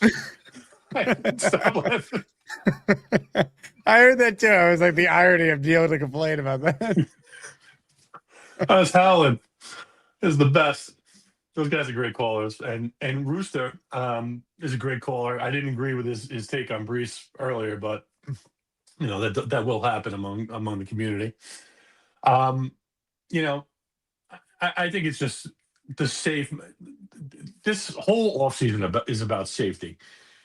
Get the safe player that you know at the cost that you know back in house for the year, right? And then if you can work out something long term, you can work out something long term. If not, you move on happily and go in opposite directions after this year when you have a quarterback in place. Could be with the players we're going to have coming in 2027 that maybe Brees will change his mind and wants to stay. Who knows? I don't think that's likely, but you know, I guess anything's possible. But to kind of expound on what some of the other guys were saying before about, you know, the pick at 2, like, this is another one of those kind of drafts where the sweet spot is really not at your traditional positions of strength like quarterback or offensive tackle. That's why I keep on coming back to Tate. I don't begrudge people who would want to go after you know, the safety downs, but even though this is a great safety draft, but it's just a matter of like what makes sense to put in as the most surefire pick at number 2 and at number 16, and then you know we know that 33 might be traded, but with 4 picks in the top 45, like these have got to be surefire starters for us. And, you know, I have total faith in Muji if he is left unmolested to do the right thing. What now? Yeah, unmolested is probably the word. If he's left alone, right? You know, I think that he can do it. I don't know that Tate is a true X. Some of those other guys that are probably true X's like Bradwell and like Malachi Fields, they might be a little riskier. You could wait on those guys. They're probably going to be there at 44. But maybe that's why it makes sense to take Orville Reese at 2, right? But I do think that there's a little bit more risk with him than there is with, say, Downs or Tate or, you know, even Love. For that matter, Love doesn't make any sense for us where we are in the rebuild. If you were there at 16, you'd run the card up, but because then you're just getting tremendous value out of it, and then you would have the Brees replacement. You could pair the two of them from 1 year, but to take him at 2, it would just be a waste. You can't do it. I totally agree with you. By the way, you got to show off the Klecko jersey. I know you posted the photo on the Discord, but that looks sweet. You like that, huh? Oh, yeah. Look at that. Kyle Clifton, a proud raffle winner. Did your Garrett Wilson signed helmet arrive when you got back from vacation, by the way? Well, just so you know, the phone is mounted on the Wayne Corbett mini helmet and then the Wilson mini helmet right now. That's awesome. That's kind of what I'm doing, is kind of a makeshift type thing.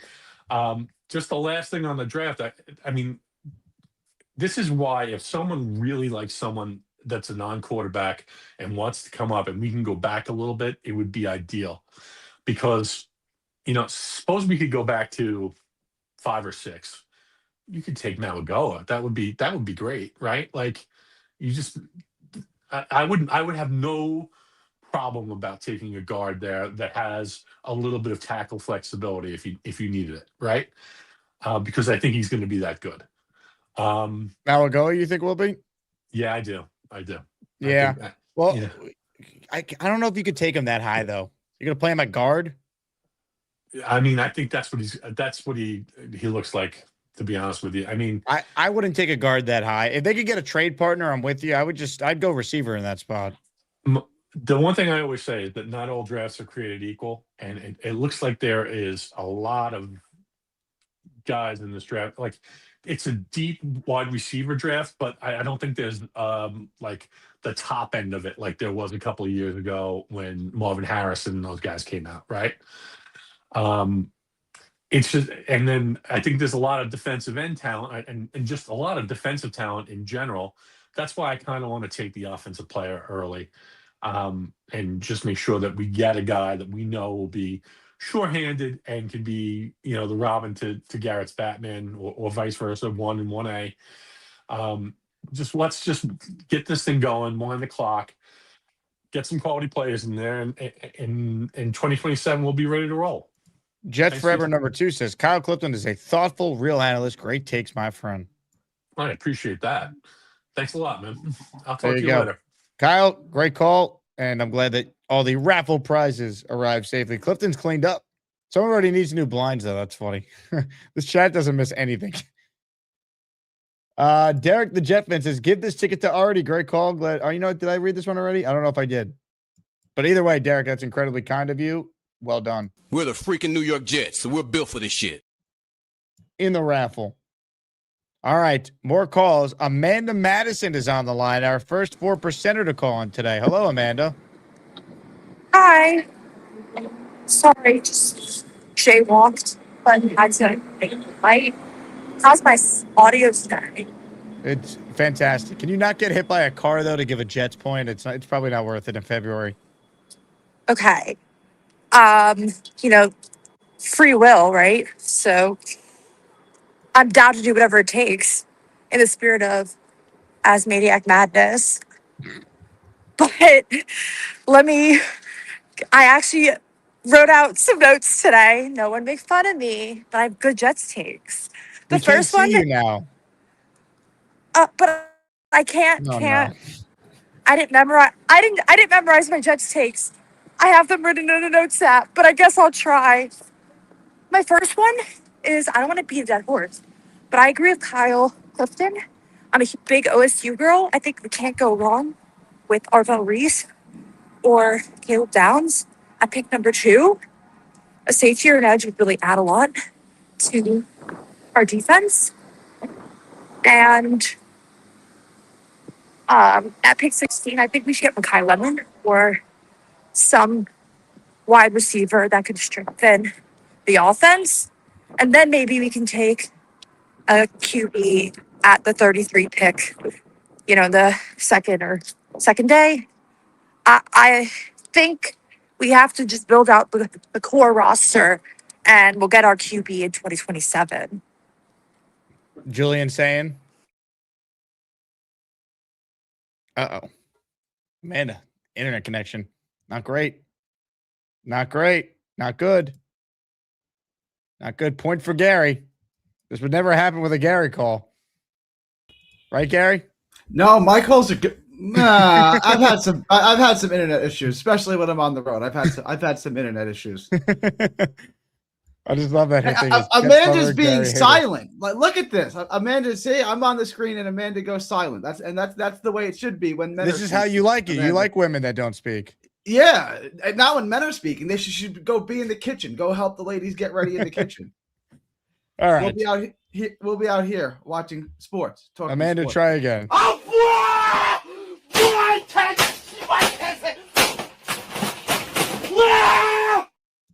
All right, raffle coming up. That was funny.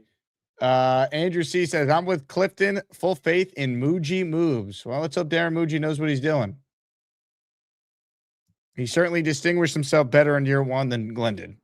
He's in the raffle for 2. Derek has gifted another channel membership. Let's go, Derek. Andrew, in the raffle, the Dream. Again, another super chat. Let's go, Dream. I want Downs or Styles at 2. Yeah, pass rush specialist, but I'd rather we have a captain of the defense. Look, I can't tell anyone to not like Downs because you watch him and he's pretty unbelievable, so I get it. I just don't know if the Jets are going to do it that high. They could. I'm not against it completely. I just don't know if they will. Famous Jay, let's bring back Gino. Come on, really? Really? He might be done. I'm good on Gino. Rasta Dread in the raffle for 1. Let's go. How about this? Bino says 4 Briga 2026 as Maniac champ. Wow. Dave Briga getting 2 raffle tickets from Bino. This is unbelievable. What a country. I pledge allegiance to the flag of the United States of America and to the republic for which it stands, one nation, under God, indivisible, with liberty and justice for all. What a country. USA all the way. Did I miss any super chats? I don't think I did. All right, we're counting down the memberships here. We got 5 prizes to raffle away. This is truly your last chance because today's caller is on the line. Ladies and gentlemen, take your phone if you're holding it in your hand. Go like this. Get really, really, really close to your face. I've got my eye on you. Checkmate me, full screen. It's fireball, whiskey time. David motherfucking T.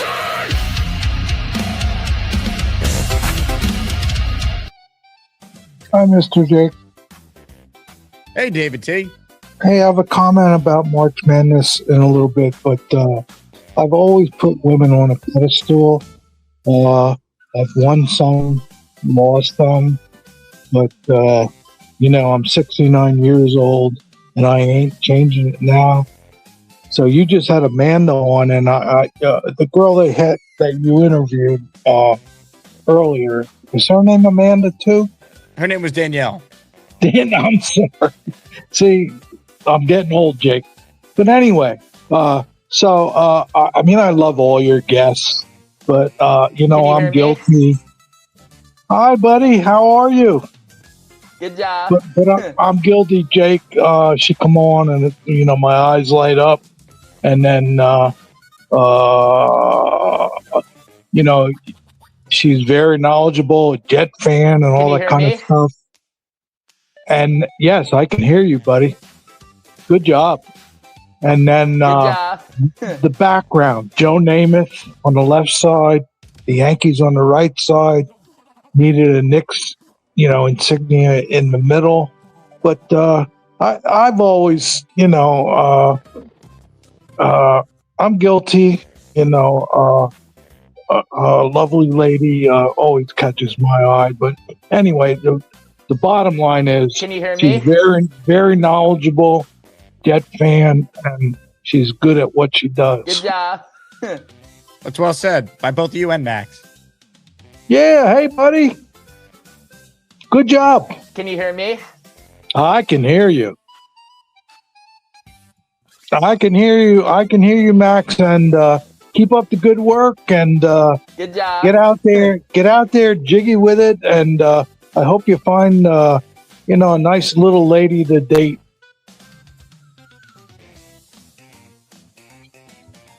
Ladies and gentlemen, David T. The great David T. I got my Iron UG. I hope you like my Jets take. They call me David T. It's not easy for me to see, but if you bring me full stream, you might like what I have to say. I'll need to get real damn close, cause my vision is dog shit. What a call there from the David T. All right, we're counting raffle names, folks. It's all coming together. People need to be entered in the Asmaniac weekly raffle. So this is your last chance. I'm going to play a short video just because I need a little more time to finish counting all the entries we got during the show. And when I'm done counting, we're going to spin the wheel 5 times. Not once, not twice, 5 times. Ladies and gentlemen, buckle up. The raffle is right after this. What's up, Sean? What's up, Jay? Come out from the jungle of misperception, your dialect of how I should be. I was on Nick's show, Nick Shines, and Gator was like, "Oh man, come back, man. We miss you." Oh, come back, man. We miss you. What, to make me belittle me? Edit it, make me like one of your sideshow clowns? I know the game, Jake. I don't think you do. He made it seem like I was like deliberately trying to be a dickhead. You cursed me out. You're the one who once took a football and put it in the toilet. I didn't do that. You did. Yeah, because I was trying to hype in the show. You know, trying to give you ratings. So what exactly is your issue? You made me seem like that I was a drunk. Are you sober right now, Sean? No. But then when people call you a drunk, you get mad. But you've admitted you call in drunk all the time because you said you're boring sober. Well, maybe if you call in sober, we should try that. I have high anxiety, Jake. So you don't need to call in, Sean. Here comes the ringleader forcing Sean to call in and make him more money. I'm not Jake Paul. You look handsome. Thank you, Jake. Jake, here's $5 to sponsor this drunken promo.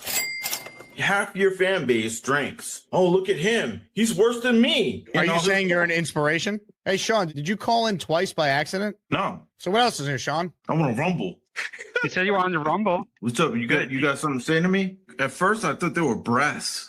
This is global studio headquarters, the top headquarters in the country. You're talking to a man who owns 5 of the top corporations in the United States. The only graduation you are is like a bottom turd. I know that Irish skin doesn't, last that long in the sun. I'm not Irish either, believe it or not, Sean.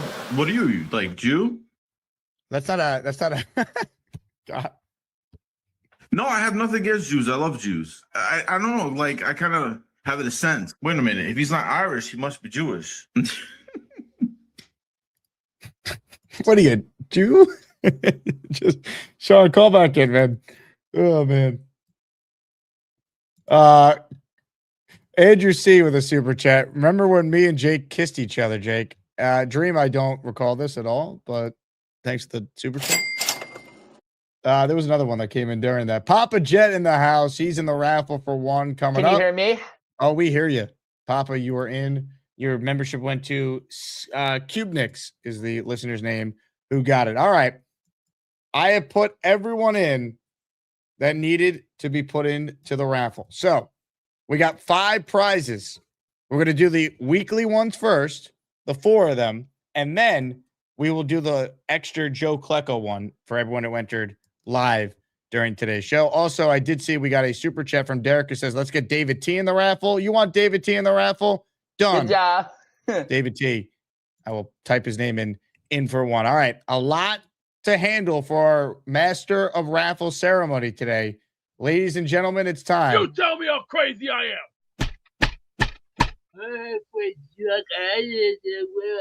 I just took 4 chair headshots.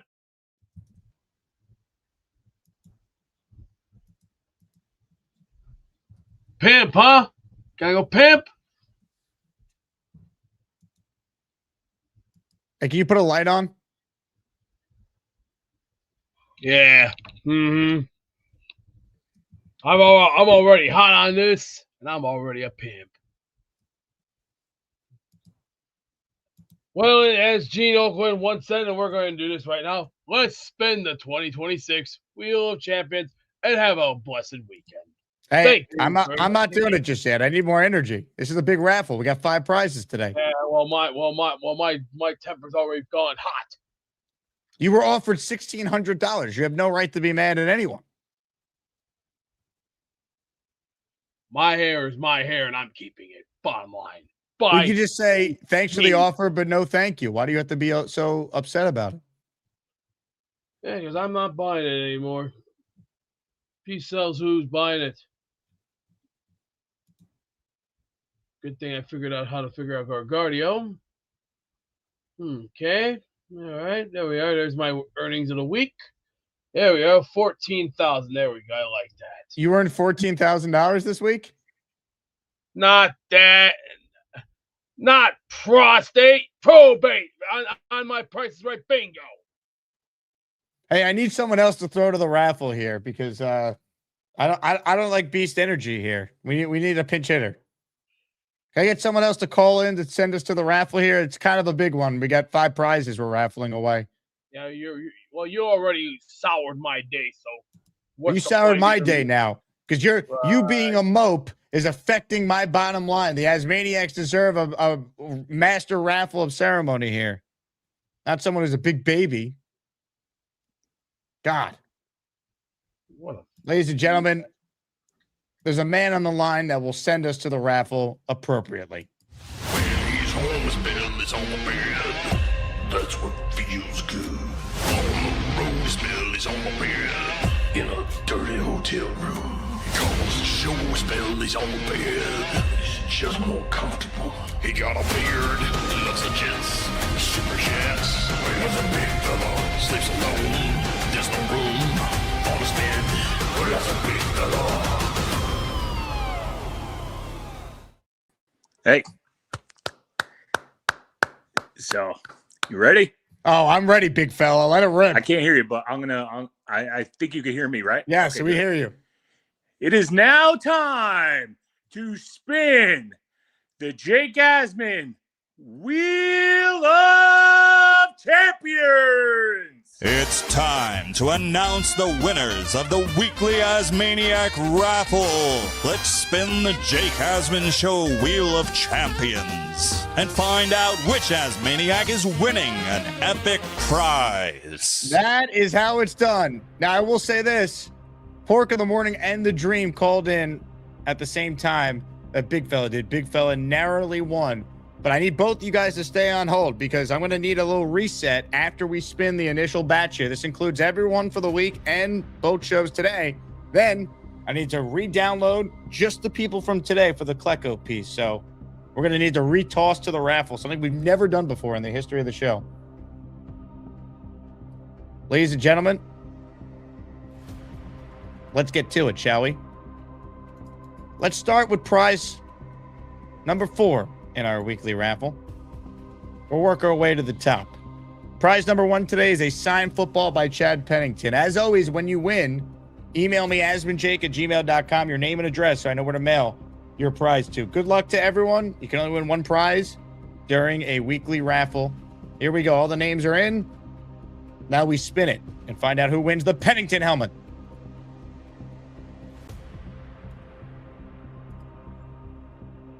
Oh, hold on. You guys can't even see the wheel. Hold on. There it is. Taylor D'Onofrio is the winner. Taylor, congratulations. Well earned. Well deserved. All right. We're going to remove Taylor's entries here. We're going to spin it again. Prize number 2 we raffle away is a signed jersey by Vinny Testaverde. Here we go. Put the wheel back up on the screen. All the entries are in. We reshuffle the names. The winner of a Vinny T jersey is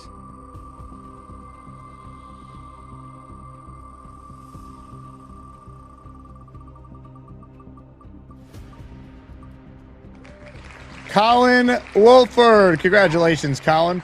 I feel like Colin, he doesn't enter a ton of raffles, but when he does, he has great raffle luck. So congratulations to Colin. He is the winner. But we still got more prizes to go, ladies and gentlemen. Our next prize is a signed jersey by Ken O'Brien, gunslinger for the Jets in the 80s. Good luck again to all. But only one can win the O'Brien jersey, and the winner is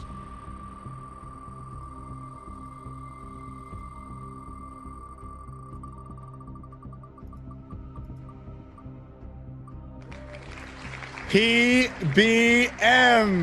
Purple Belt Mike. How about it? He's done it again. Mr. Raffle Man himself. All right. We've reached the grand prize of them all.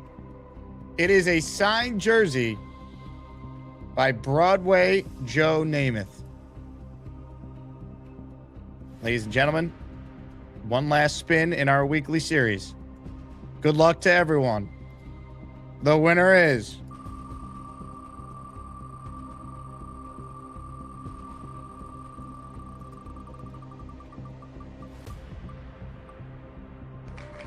Dark Knight Steve. That's awesome. Steve, an OG listener of the show. Well deserved. Dark Knight Steve. Hell yeah. Let's go. He's your winner. Give him a Jet chant. Boom. Jet fans going crazy.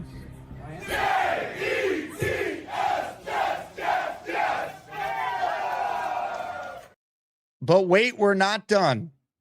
We still need to raffle away the Joe Klecko framed custom art display. That raffle is exclusive to only people who entered during this show you're watching live right now and the show from this morning. So that is this piece right here. I'm in the process of recounting the names from just the show, and then we will spin the wheel one more time. A record 5 prizes here on our show. So I'm almost done counting here. Gemini is way better than ChatGPT for this, so that's good news there.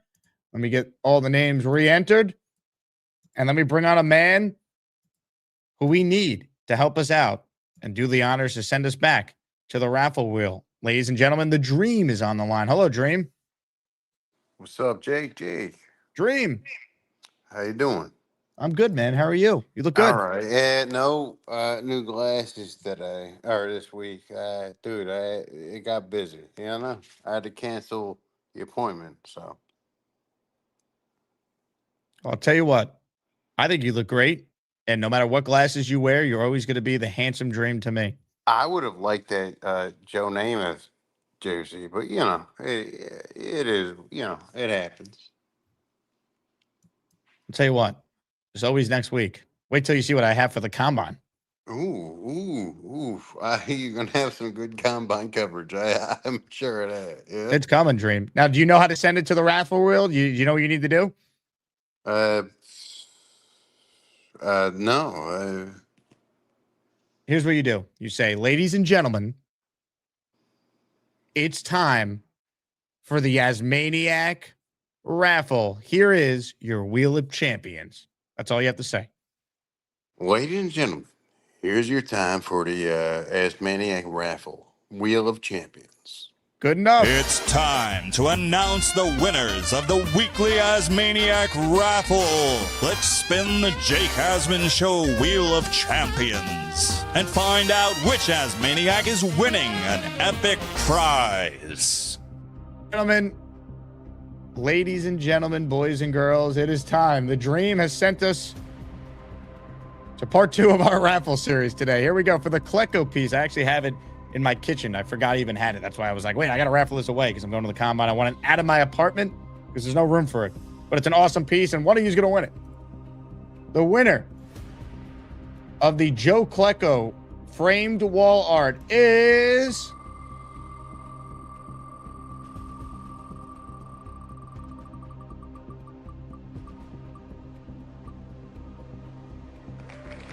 Aria, who had a monster first show today. Aria was the initial Asmaniac who put forth $200 on the table if Beastbreaker would shave his head. That led to $1,600 eventually being raised by the community. Beast turned it down every step of the way. But Aria, you didn't get Beast to shave his head, but you did win yourself this awesome Joe Klecko wall art. So congrats to you. Hit the Jet chant for him, John Gruden. It's J-E-T-S, Jets. I love Fireman Ed, too. Shoot me an email, asmanjake@gmail, and I'll make sure we get it sent out to you over the weekend. Also, Pork in the Morning, I just want to acknowledge I did squeeze you in the raffle at the end. I don't know if I formally said it, but I added you. I saw you were on hold. Now, before we get out of here, let me check in with a man who's been involved in a lot of controversy on the show today. Now, Beast, effective tomorrow, I'm doing a Saturday show. If I do a raffle, can I count on you, or are you resigning from the position? We'll see. After what I saw today, I think I should start opening up a can of whoop ass and start serving it to everyone's sorry ass. How would you do that? The old-fashioned way. Kick him in the gut and then drop like a bad habit. So you're not going to do that? Crap. So no raffle wheel tomorrow? Oh, you'll get your wish.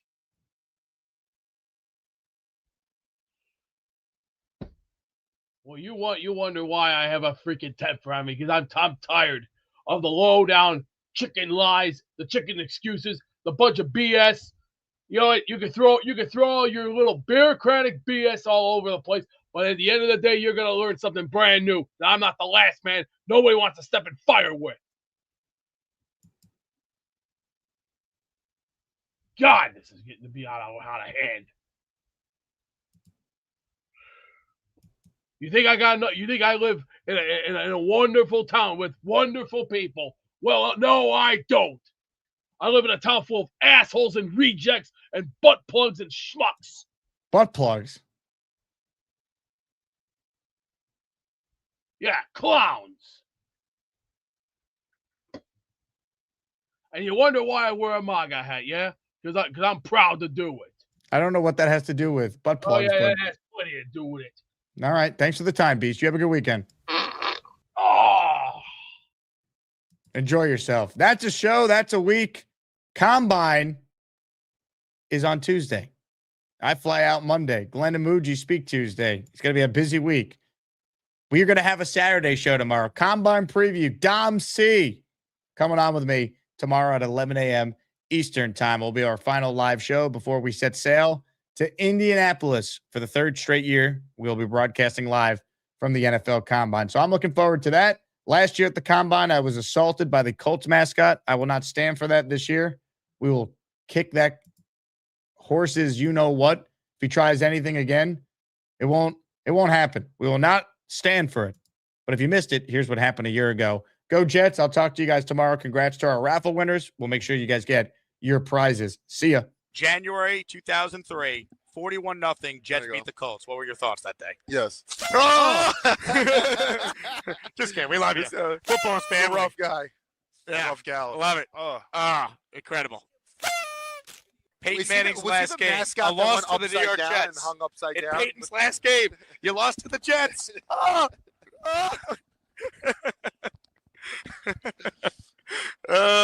Blue just attacked me.